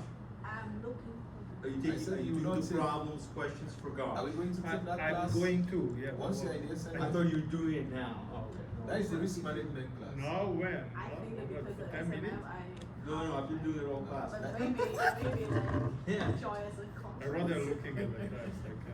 I Huh? can do two things. That is what I was telling myself. No, I I'm sent an kind email of to okay. professor. It's like, you know, I'm not 100% invested. Yeah, it seems interesting. I rather But it's email more about because Yeah, buying yeah. operation. Exactly. Buying financial So did you institutions. got what I But we'll like see. talk We don't with know. you on the Blue Guru? Sorry. Did you know what I talked with you on the Blue Guru, the implied volatility stuff? Yes, when you take average. Can you come over here, buddy? You know, I'm gonna come, no, I'm gonna come over to you. Okay. I can show you all. So I got, my brain is like, not cooperating.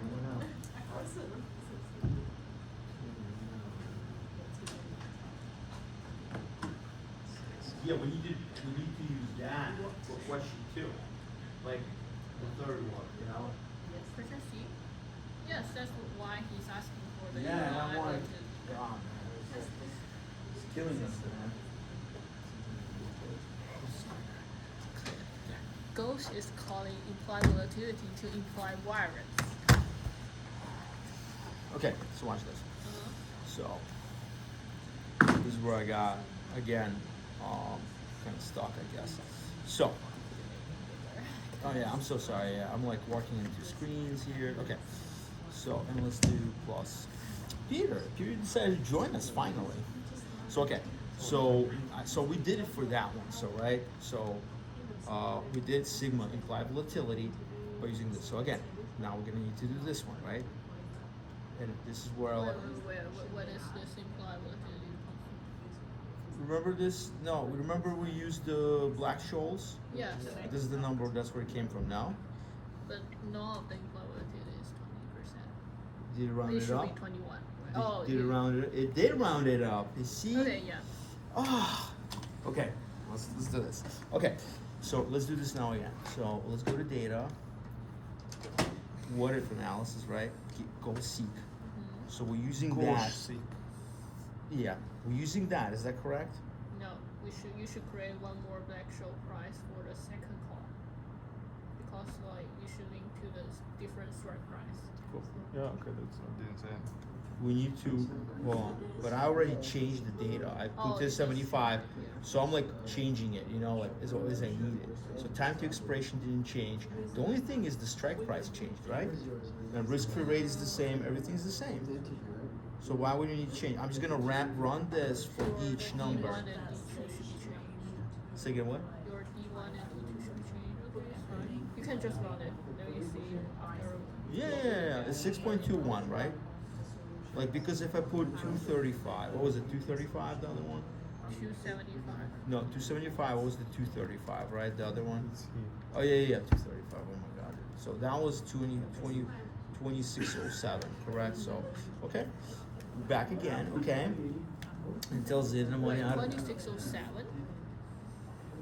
Which one? That was, If you yeah, use that's what they 230 showed. if you use 235, call price is 9, Oh, so, yeah, you're so right, call you're right. price is 9, sorry, but no, I just changed it, so it's the call price was 26, it's not gonna change anything, it's just changing the other stuff. Okay, let's go back. So now I use 275 and 3405, okay, it doesn't matter, okay. 275, so I'm good, right? So this Black-Scholes comes up, so I'm gonna do what if, gold seek. This is gonna be this one, and 2 value is, Oh, 9.6. right? I was correct. And it's like Your numbers were right. What? Your numbers on your spreadsheet were right. Sorry, what? I didn't. Your numbers for this problem on your spreadsheet were right. Yeah, I mean, it's right. Because I did it with the solver. I don't know why you guys are playing with this. So what we are talking about, we're trying to do some practice question. It's like. yeah. not in the We're code. also like I built my own from like scratch, like Excel. I want to make sure I understand I'm building it correctly. So like kind of. So this is what happens, right? What is this? It's a little low, you know? No, it's minus Oh, 3. big. It's huge. What are you going on? Did you click OK or did you click cancel? I clicked OK this time. Well, let's do it again. What if? Go seek. It's easy, right? 2 value is. This is where my thing broke down, right? By changing solve this. Okay. Okay. It's running it, right? Okay. Target value, your current value. Okay, that's a match. Your target value and your current So value. what am I doing wrong? And this is where, yeah, I remember we did that for this one, and it came out 21%, well, 20.63, but You are using this. Which imply risk free is right here. Which imply you are using this one. But Correct. you are like change it like this one. You should change this. So go seek. You should change this one, not this one. If you link it to that one. So why would we found this one then? What? What was the point of that finding the black? No. So Okay. when you are doing this by changing value, the go seek, you are changing this one, not this one. Oh. Because D1 and D2 is using that one, that's one? Okay. No, right. You won't work it. You need to change this one. So your like set should need a Black-Scholes. Mm-hmm. Oh, that's no. The set. So what you mean to change this to? This random number? What do you mean? So right now. You said the you need to situation- change. You said you need to change this one. So what am I Because changing? so The result will you change. should be go seek Yeah. your Okay. Black-Scholes Yes. I see what you're saying. to 9.6, Yeah. and then by changing this one, Yes. you you will get the result. You can see like 9.6. That's it. And then okay, and then copy this number to here. You can get Wow. Holy cannoli. Remember Now. to like which one you really need. That's why I said you shouldn't like just like change by like randomly. You should just Fine. Trust you. Yeah, you're anything else. So hold on. So we need to do now the put for 35. Okay. So you need to create a new D1 and D2. Correct. Actually, The stock price divided by street price.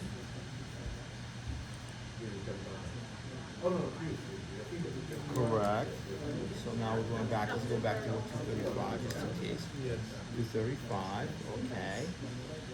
Why would I create a new D1, D2? Oh, I You don't need to if you change Yeah, that. I don't need to. D1 D2 is not changing the actual one.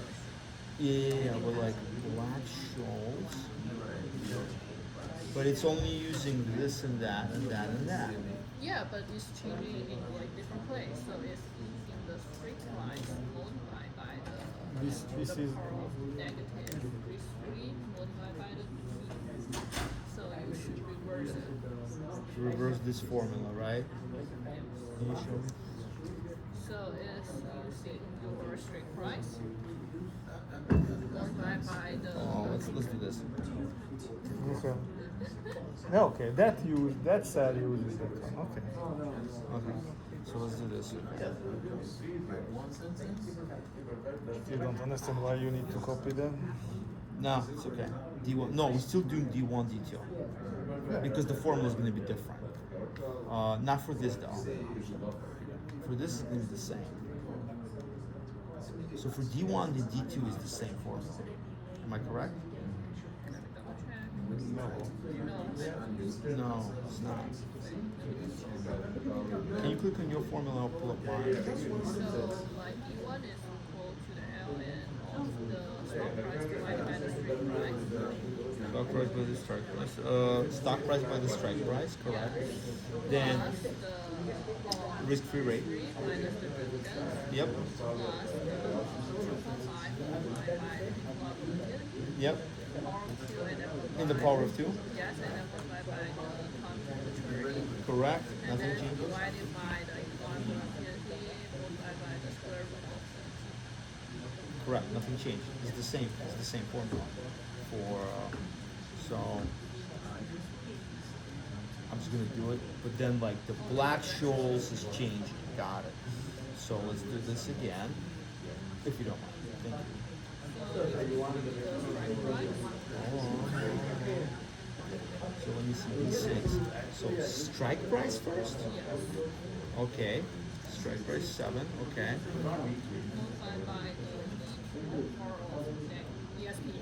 ESP, E to the power of negative risk free. negative, risk free. Original was dividend. Risk free multiplied by The T2, the time to maturity. time to maturity. Multiplied by the normal distribution of D2, negative D2. D2 is Negative D2. negative D2. Oh, so the black shows is different for the put. Than the call. Yeah, Okay, now it I got changes. it. That's why I Now like understand. when we say D2, what does D2 in this case? Oh, okay, got it. Negative D2, got it. You're right. And then True. minus, It's true. yes, always true here. hmm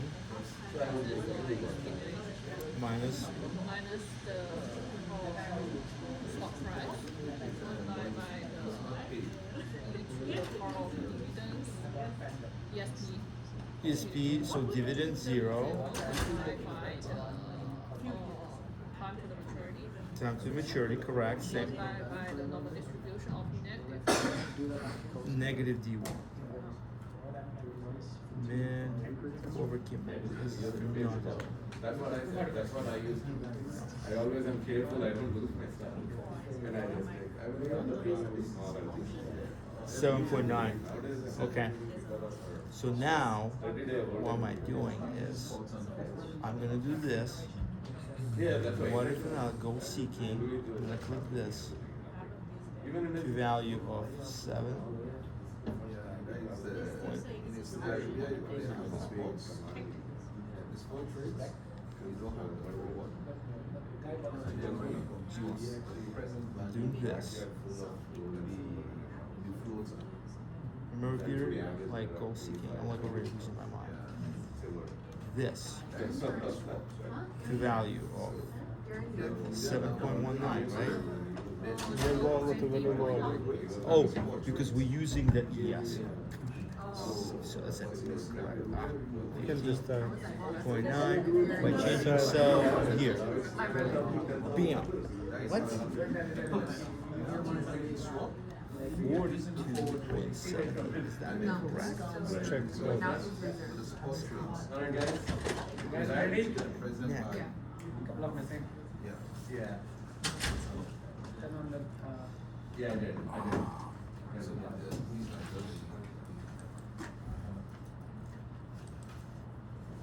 Alright. okay, we can start. I think Yeah, you can become, I unmuted it. okay, so Oh, yeah, because I need to do the, no, yes. right? So we looked at one point. So if I go back to this Monte Carlo example, as we did the multiple paths, we picked up one snapshot. Like let's say this was 1 month, 2 month, 3 month, 4 month, 5 month. At each time point you had 2000 simulations, right? So you had outcome at each tenor. So we picked up one tenor and we plotted this distribution. Right?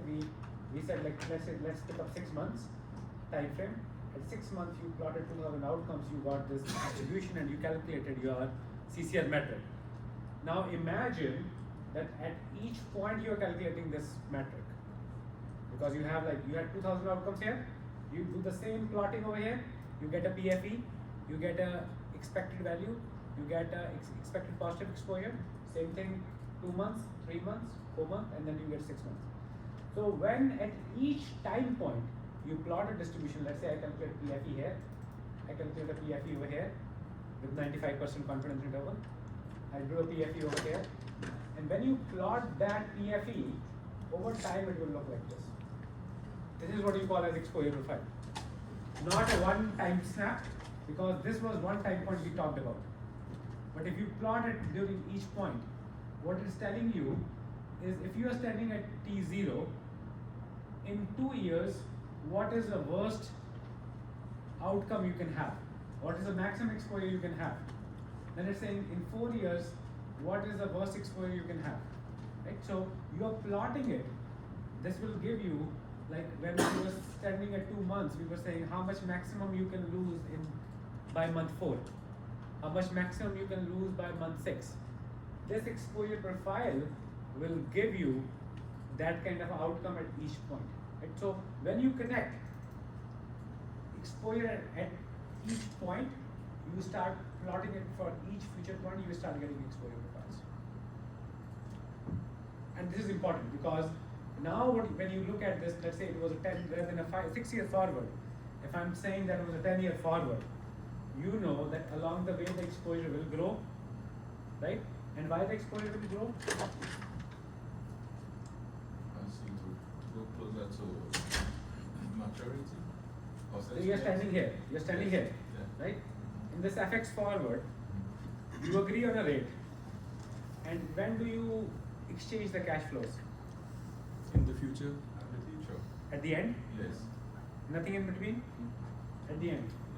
So it's like your zero coupon bond, which is gonna just keep on accumulating value till then, right? Because from here on, as time grows, uncertainty grows, right? Because that's where you are saying at 2 years the exposure was less because the uncertainty was between 0 to 2 years.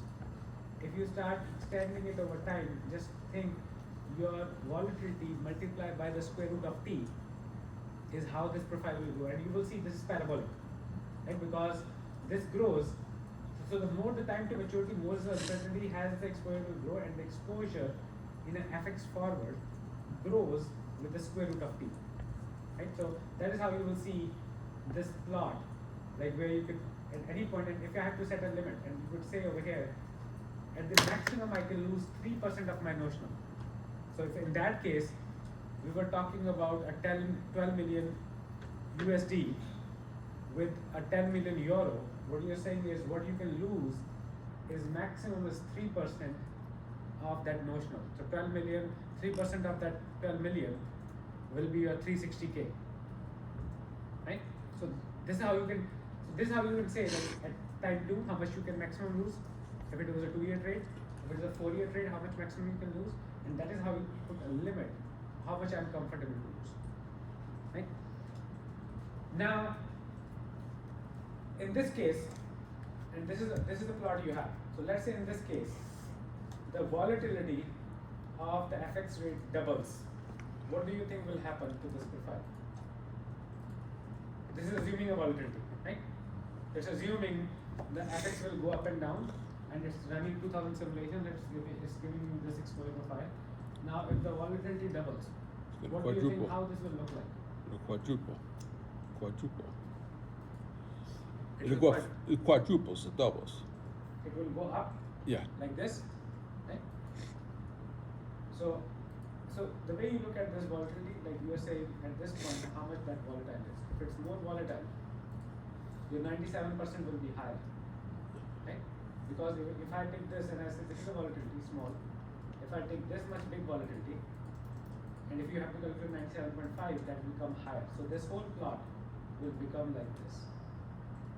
So if volatility increases, your exposure also increases. That's what I'm trying to suggest. Like exposure is directly proportional to like the volatility multiplied by square root of u. If volatility doubles, your exposure will start increasing. If you're trading a more volatile currency than this currency, then that will be 6%, not 3% of your notional. How much you can lose? 3% of 12 million US dollar was 360K. If it was a more volatile currency, let's say Mexican currency, you will lose 6%. That is like roughly 700K. Okay? Now, in this case, if we say there are two counterparts, so as a bank, we enter into two different transactions. With one counterparty, we enter into 6-month FX forward. With another counterparty, we enter into 10-month FX forward. Do you think they should receive? So one is over here, 2 years, 6 months over here, and one is 10 years over here. Do you think they should have the same credit limit or a different credit limit? So if I want to define my worst case exposure, which trade will have more exposure? 10 year or 6 months? 10 year. Right? So with more time the exposure increases. So that means your risk appetite has to be higher for a higher tenor trade. If I'm doing a transaction, like that's a conversation we have, right? So generally a front office person, like a sales and trading person, will say, oh, I'm looking to execute this FX trade and it's a 10-year trade. Can I understand what is my exposure? Right? So based on like how we know how volatile that currency is, we already know on the back of our mind what roughly it will look like. 6%, 8%, 10% of your notional. If it's a long tenor trade, you will say you need more limit. If it's a short tenor trade, you will say you need a lower limit. Right? So it's based on the time. So what I wanted to show over here was this exposure is directly proportional to volatility and time. Right? If time increases, your exposure increases. If volatility increases, your exposure increases. So the next one is counterparty risk driven only by who the counterparty is, or also by how exposure evolves over time. Both. Right? Because one, if your exposure is higher, the obligation could be higher, right? At the same time, you want to understand that how credible that counterparty is. Will they be able to pay their obligations or not? Right? So I think this gives you. So I think the way we are transitioning now from one time point Monte Carlo simulation, like 1 point PFE profile, the distribution we did, we are now connecting it across all the tenor points. And that's how you look at your exposure profiles. And that's how you set limits. That's how you understand your volatility, how that can increase your exposure, how time can increase your exposure. That's how you connect, like a transaction with volatility with the time to maturity. Now, to Ed's favorite question, right? So we said, so this is, if you will see this trade, so this light gray is a cross currency trade. I will leave that for today, right? But I will take these two examples. One is the FX forward. This light gray, which we saw was very similar to what we saw on the previous slide, right? Stop.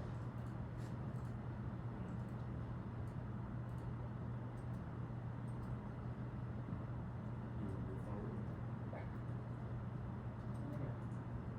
Back. Maybe exit. Okay, here. Exit with Yeah.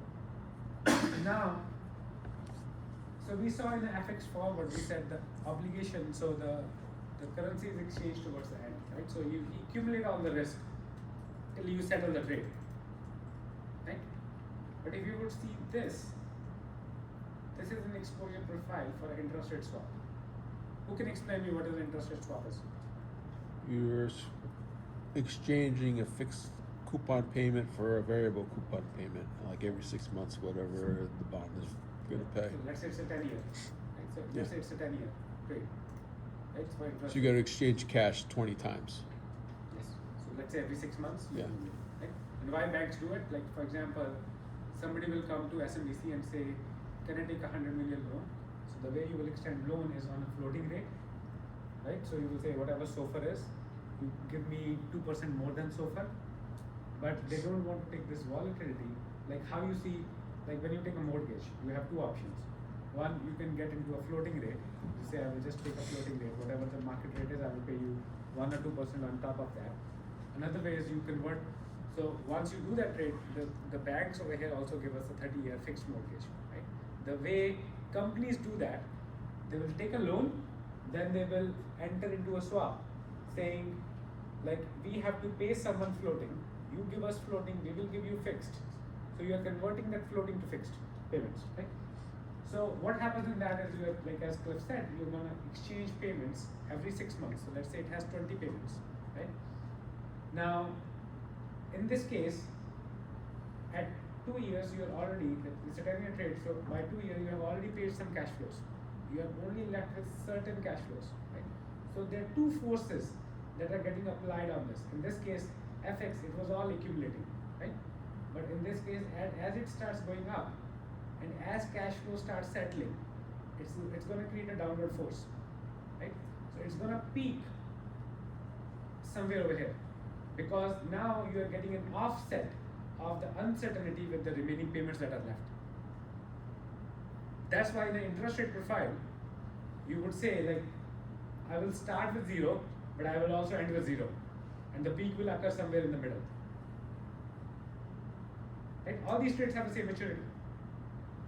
Right? But in one case, what you would say is, like, it depends on the product you're trading in, how that product is structured.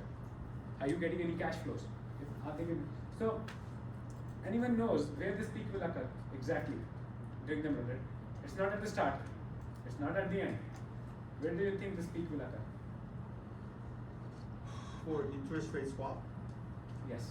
or like peak, like for graph, Where the peak? it's like between year 2 and 4, like 2.5. And why? That's right. The exact answer is 3.3 years. 3.3 years. The Okay. square root of 10. Okay. Hold on. Why? Square root Why of 10. 3.3? Square root of 10. Right? Square root of 10. Square root of 10. Oh, because but three that's trades. right. But that it's square root Because of you 3, okay. divide 10. Oh, okay. No. I'm sorry. Like I'm misreading this. One. So okay, let's do this. And you're gonna tell me, Lexi. No clue. No clue. I give up. White flag. The question again? So we know for interest rate swap, the exposure at the start is 0. Yes. It's 0 at the end. Yes. And we said the peak will happen somewhere before between. Yes. When that peak will occur exactly? Before middle, after middle. I think Alexi already gave an answer between 2 to 4. No. You gave the answer. You I said. gave 3.3. Yeah. To be very specific. Yeah. Right? But why 3.33. 3.33 years. But why Now, would based on divide? your diagram, based on your chart, that is in between 2 and 4. Yeah. Any He's saying swap- there's a any- mathematical So, formula but that'll if tell it you. is a 10-year, if it is a 10-year swap, you know, with semi-annual payments, you know that your peak period would be at year 5 with equal Right. installments. Why? Yeah, because you are paying a regular payment that is equal. Say for example, you have a $100 million swap, and then your payment is like 10%.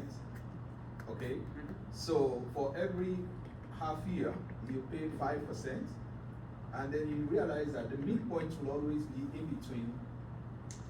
You're thinking in the right direction. I think I know what it is. You're thinking in the I right think I know what direction. it I is. want this to be further enhanced. I think that's the point where the value of the principal from the floating matches the value of the principal for the fixed. Principal problem is like, imagine. Oh, principal- yeah, Because of the- in of the interest rate payment. swap, you never exchange principal. You only exchange coupons. Only There. coupon. So simple arithmetics, simple X. We got 3.33 and we got 10 years, right? So we're dividing that 10 years by 3. Where that 3 came from? That's what I'm asking. Like, because yeah, people like saying So like for stuff- an interest rate swap, it will always occur at 1/3 of the tenor of the swap. So that's the rule of thumb. Okay. Say- And say it again? I'm asking for it. So if it's a 10-year trade, Yeah. the peak will always occur at 1/3. 1/3 of 10 years will be 3.33. 3.3. If it was a 6-year swap, 2. 2. If it's a 9-year swap, 3. 3. So you know now the peak occurs at exactly 1/3. But why? And you were on the right direction, but I want this to be further enhanced. So I'd repeat that for the class. What did you say?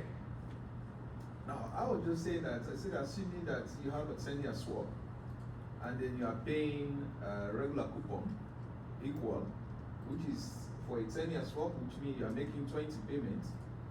Yeah, so for me, I'm saying that the midpoint will definitely be wherein you have 10 payments made and 10 payments remaining. But you are making a big assumption over there. So what we said in the previous one, we Yes. said that exposure is directly proportional to So the time. square root of Square time. root of time, yes. So if I go here, the uncertainty is growing by square root of t. Yes. But the cash flows are dropping at the speed of t. Okay. So at any point t, you have already dropped. What are the remaining cash flow? If this is the capital T, and you are at t, the remaining cash flows are for the t minus t. So your upward force is growing with the square root of t, right? Which is less than You're correct. how your coupon payments are getting dropped off. Yes, yes, yes. So definitely it has to be before the mid, Absolutely. right? Because uncertainty is growing at a lesser speed versus how cash flows are dropping. So that's the first hint. It has to be before the first half, Sure. right? And when you will do this derivative, if I pick up this and I say my exposure is increasing by the square root of t, and I think I want someone, once we go through the lesson, like I need this, I can give you the answer, but you need to mathematically derive for me why it will be 1/3. And for that you will read that chapter, which we will talk towards the end. Right? But that's like fundamental question. So if I will go in an interview, I'm saying, let's talk about swaps, let's talk about FX, where the peak will occur, why it will occur at the end. For interest rate swap, where the peak will occur. Right? So this is how you start getting into, like, explain me what counterparty credit risk is, explain me what exposure is, explain me what EP, MP, EP, PFE and EE is, then explain me how PFE is calculated, then explain me what the PFE profile for the FX forward will look like, explain me what the kind of exposure profile for interest rate will look like. Now, where the peak will occur. Now, on these two trades, right, let's say we have this trade and then we have this trade, FX and then this. Which do you think will require a higher limit? Which has most risk? FX or interest rate? Effects? The FX. Yeah, FX is around close to 40%. Right? Versus interest rate will be around 10%. Right? If you're doing these two trades, same 10-year, one trade will have much higher risk versus this, because in this case the cash flows are dropping. In this, they are just accumulating towards the final settlement. So is it also correct to say because the cash flows are dropping, you realize that as time goes by, your cash flows are dropping because your discount factor automatically drops? You already made those payments, Yeah. right? So you already made some. Now what is remaining? When you calculate a value at a given point, you are saying what are my remaining cash flows? Yes. What's the uncertainty in the remaining cash flows? Now those remaining cash flows are less, Yeah. right? So discount factor will not play a bigger role. Okay. What will play is you have two forces. One that is trying to take the profile up, which is with the square root of t. Yeah. As the cash flows are dropping, that's bringing it down. But these are dropping faster than the force that you have on this. So definitely it has to be 4.5. Right? But you need to give me an answer why it will be 1/3. Right? But this is how you know, like if I go back, this is how you will know that why different products with different characteristics, same tenor will have very different profiles. In a cross currency, it will be a mix of two. You have so this is a cross currency where you're exchanging floating rates as well, and you will have final settlement. And you will see if you overlay this on top of this, you will see this curve. But again, for this I want you to read that. Once you will get into the chapter we will talk about the quantifying exposure. You will say what happens in interest rate, what happens in FX forward, what happens in a cross currency swap, what happens in a swaption. So that's where knowing the product, knowing its characteristics will help you understand how the exposure will look like.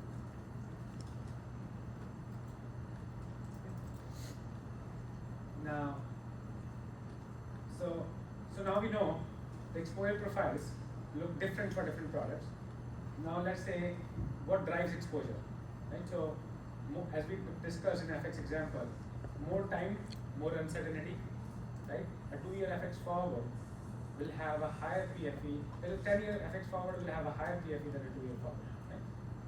We also talked about volatility of the underlying, more volatile if you're doing forward on Euro/USD versus a Bitcoin versus USD. This trade will have higher PFE. It has more volatility. More the notional amount, as we saw, it is a percentage. If it was 3%, if you have a higher notional, let's say 100 million versus 10 million, it will have a higher risk. Based on the product type we just saw, two exact same tenor trades, exact same notional, but FX forward will have much higher PFE versus interest rate trade because you are settling a lot of cash flows. Okay? So these are some of the key drivers. What drives exposures like for different products. Right? Now, why do the banks care for exposure? Right? Exposure alone does not create losses. We said we said both. It has the counterparty. We need to have an exposure to the counterparty. Can you do that? Maybe do F5. I think I just clicked something.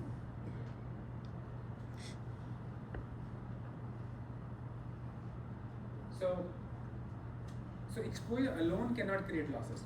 You need to have exposure and then counterparty doesn't perform. But this is the necessary condition. If you don't have exposure, you don't have counterparty credit risk. But if you have exposure, it does not mean you will have counterparty credit risk. If counterparty is good, right? So that's why banks care about exposures a lot. Like they want to make sure that they don't know whether at that time counterparty will fail or not. They do want to make sure what is within their control. They can try to reduce the exposures, right? Because in a worst case scenario, like a bank cannot, if there is exposure 0, bank will not lose the money, right? But can a bank lose money if the counterparty never defaults? Yeah, make bad business decisions. Right? You make bad business decisions. Yeah, but can a bank lose money if counterparty never defaults? So one we said, can a bank lose money if exposure is 0? No. Can a bank lose money if counterparty never defaults? How? If you never default, you always pay on your obligations. No, We just can take- be the other direction, right? Exposure can be the other direction. You pay them. Yes. But as you, Yeah. if you if you're not winning the bet, you're not losing money, right? You don't have counterparty exposure. 2, even if you're winning the bet, but I pay you, The question is the bank losing the money? If counterparty never defaults. Yeah, but losing money under the banner of counterparty exposure. Yes. But they may be losing the money on the instrument itself. Yes. That's a market risk. That's a We're market talking- risk. Yeah, okay. So we are talking in context of Only a counterparty credit risk. Yeah, that's right. That's the distinction. Right? And I think there's more, like when you do these kinds of trades, you always try to stay market risk neutral. So if I'm selling, I'm converting a floating to fixed swap with someone, banks cannot take directional risk. You will always try to mitigate it. And you will stay within your limits. Right? And the way you do that, you will enter into another contract with another counterparty. If I'm paying them float and taking fixed, I will enter into a hedging transaction with another bank where I will pay fixed and receive float, so that where I make money is just in the bid and ask. I'm not taking directional positions. But when you try to do that, on both sides you are introducing counterparty credit risk. So that's why risk can never be eliminated. So if you're trying to eliminate market risk, you can just transfer market risk to double-sided counterparty risk. Okay? Now, so which is more dangerous? I think we talked about this, right? A weak counterparty with low exposure or a strong counterparty with a very large exposure? The most dangerous is where you have large exposure with a weak counterparty. Which events, again that's the same thing, which event will worry a risk manager more, a large exposure, a deteriorating counterparty, or both occurring at the same time? Where my exposure increases and the counterparty condition, financial condition, their willingness or ability to pay also decreases. That's your wrong risk, right? So a bank only loses money when portfolio has a positive value and counterparty fails to perform. Okay? So I think so what we already covered today, we covered what a trade value is, what is mark to market. We said, we learned that exposure is not equal to trade value.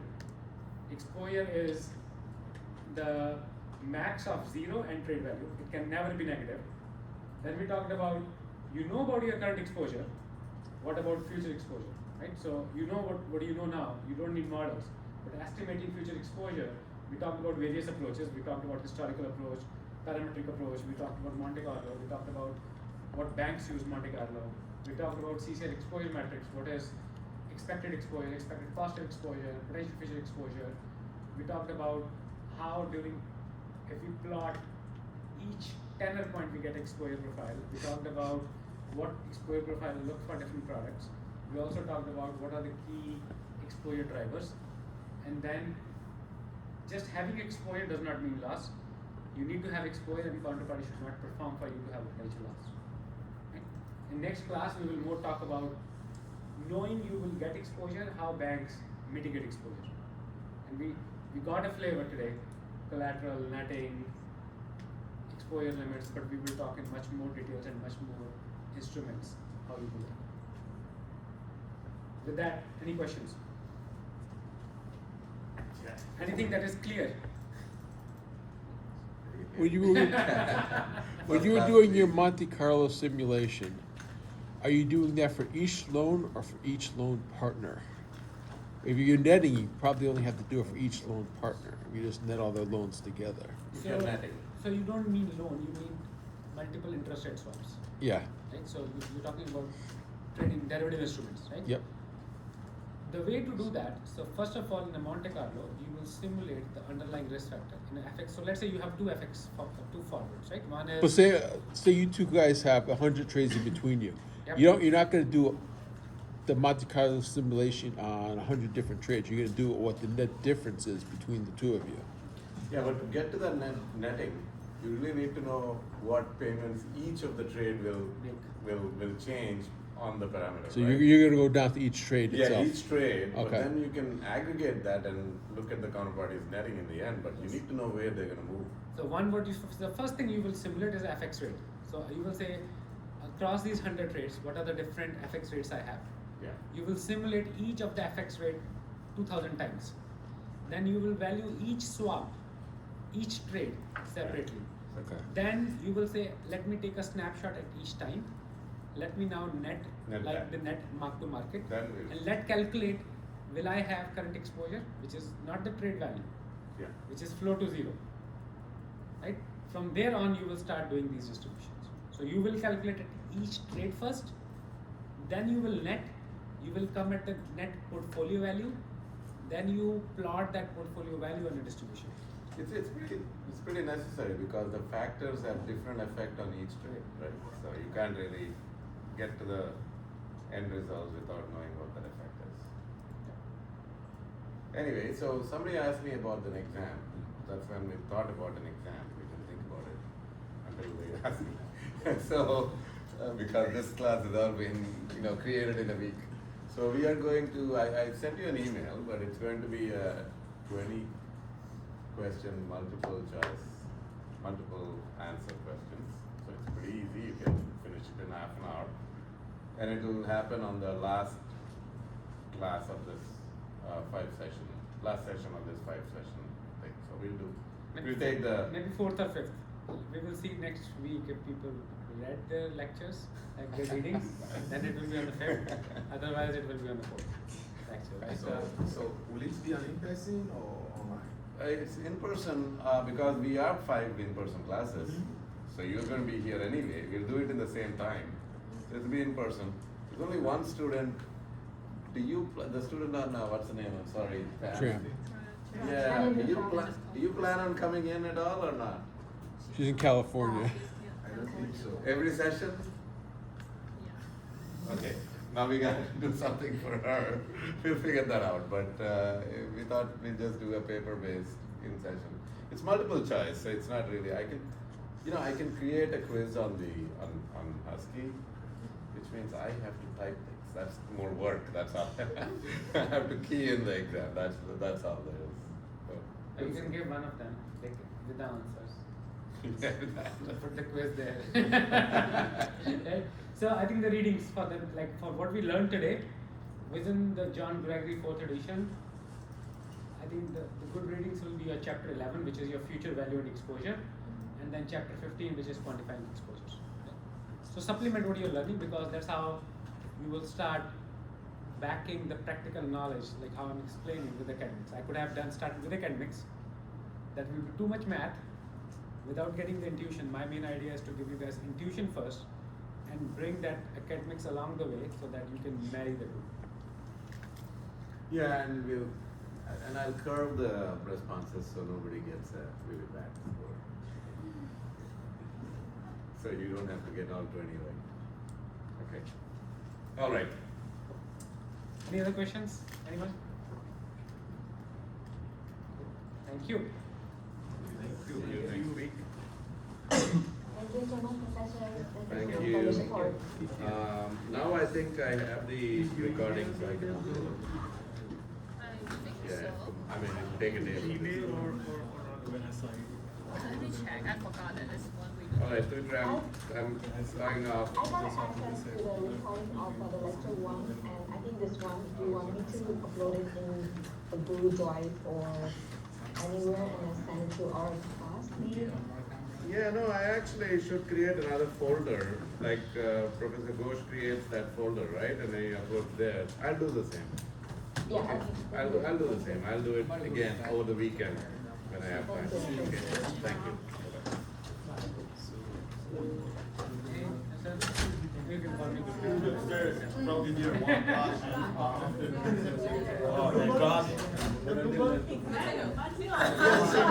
That's the most important part. Okay. At 6 p.m. Okay with you?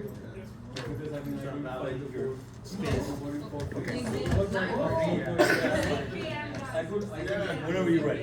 Just tell me what question you have.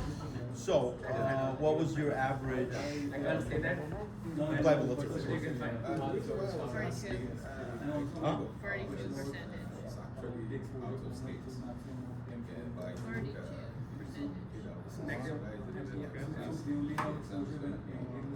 Yeah, it's not calling in. Yes, I'll tell him. So, second. Yeah, I mean, I So, only did he sent ask the for his recordings librarians? to do Average set is like settings, this. right? So that's No, how it it's goes. not. Few of them they have. It's that. like I don't have that. The same thing on the The back. thing Variance is, is No, it's the, the other way around. the So let's square say root of volatility. Am I Yeah. like losing my mind? Yeah, I'm winning the bet. You're right, but So- he's I using have wrong. that. So even here, you'll have to do So it it's on 30.48. But you will Okay. not have this because I mean, again, you, I I don't know you want will everybody to get the bet. Because I was Yeah, so I got, so my first one got 24 months. All different things. Absolutely. Yeah, I think you guys are doing two of your classes. Did that. Which is kind of That's crazy 35, because so the watch second this. course, which is applications in ERM, Okay, let's do exactly, there two. is no particular. Strike price is 270.5, stock price, and we're gonna go, Things that doesn't we even matter. to Yeah, create it's that, your- so I have to make sure it will be value for you. But your question of what I'm teaching in which you asked me. So the 7-session one, which is 9.6, so the we short did one, that, 1.5 right? credit one, So I'll it dedicate feeds that to into it. operational. It gives me The this framework black building and all shows. that, software thing. Exactly. Yeah, that I'll dedicate to operational. Correct. Yeah, That was because making there's sure the really numbers ERM are correct. The 14-session one, what I will do is traditionally in a bank, what an ERM Yeah, department I'm does. tired. For example, risk ID, stress testing, We use risk it. appetite metrics, all the ERM functions. Correct. they We do. use it, hold on. And they we want me use to it do some 30, case we use studies. it. I'm like, this is Do not the this, market yes, risk. T, where it's roll like, sick is what kind of case 34. studies can I do for ERM? I didn't think about that. 34, I know, I can do Changing something like cell, that, but it's this 14 one. sessions is too much for that topic. That's why I really started. Well, I got 37. Okay, because of that, There's something wrong in my mind? I sent an email to the Oh, you are using the I said wrong if somebody Then has you will apply for just the offer offer. us to take You can always say, I did it on So he said it's No, I just use that one. This is the put one, because I'm trying to get the put. Yeah. This is a 1.5 credit hour. Okay, but then, no, that's, Hang on, what does it want? you sure? No, I know that, but then like, what's your, what? So it's like 42, then it's like 31. Oh, okay, so that was the only number that was off, so now it's Yes. 32. Okay, I just probably fat fingered it, okay. Okay, so next.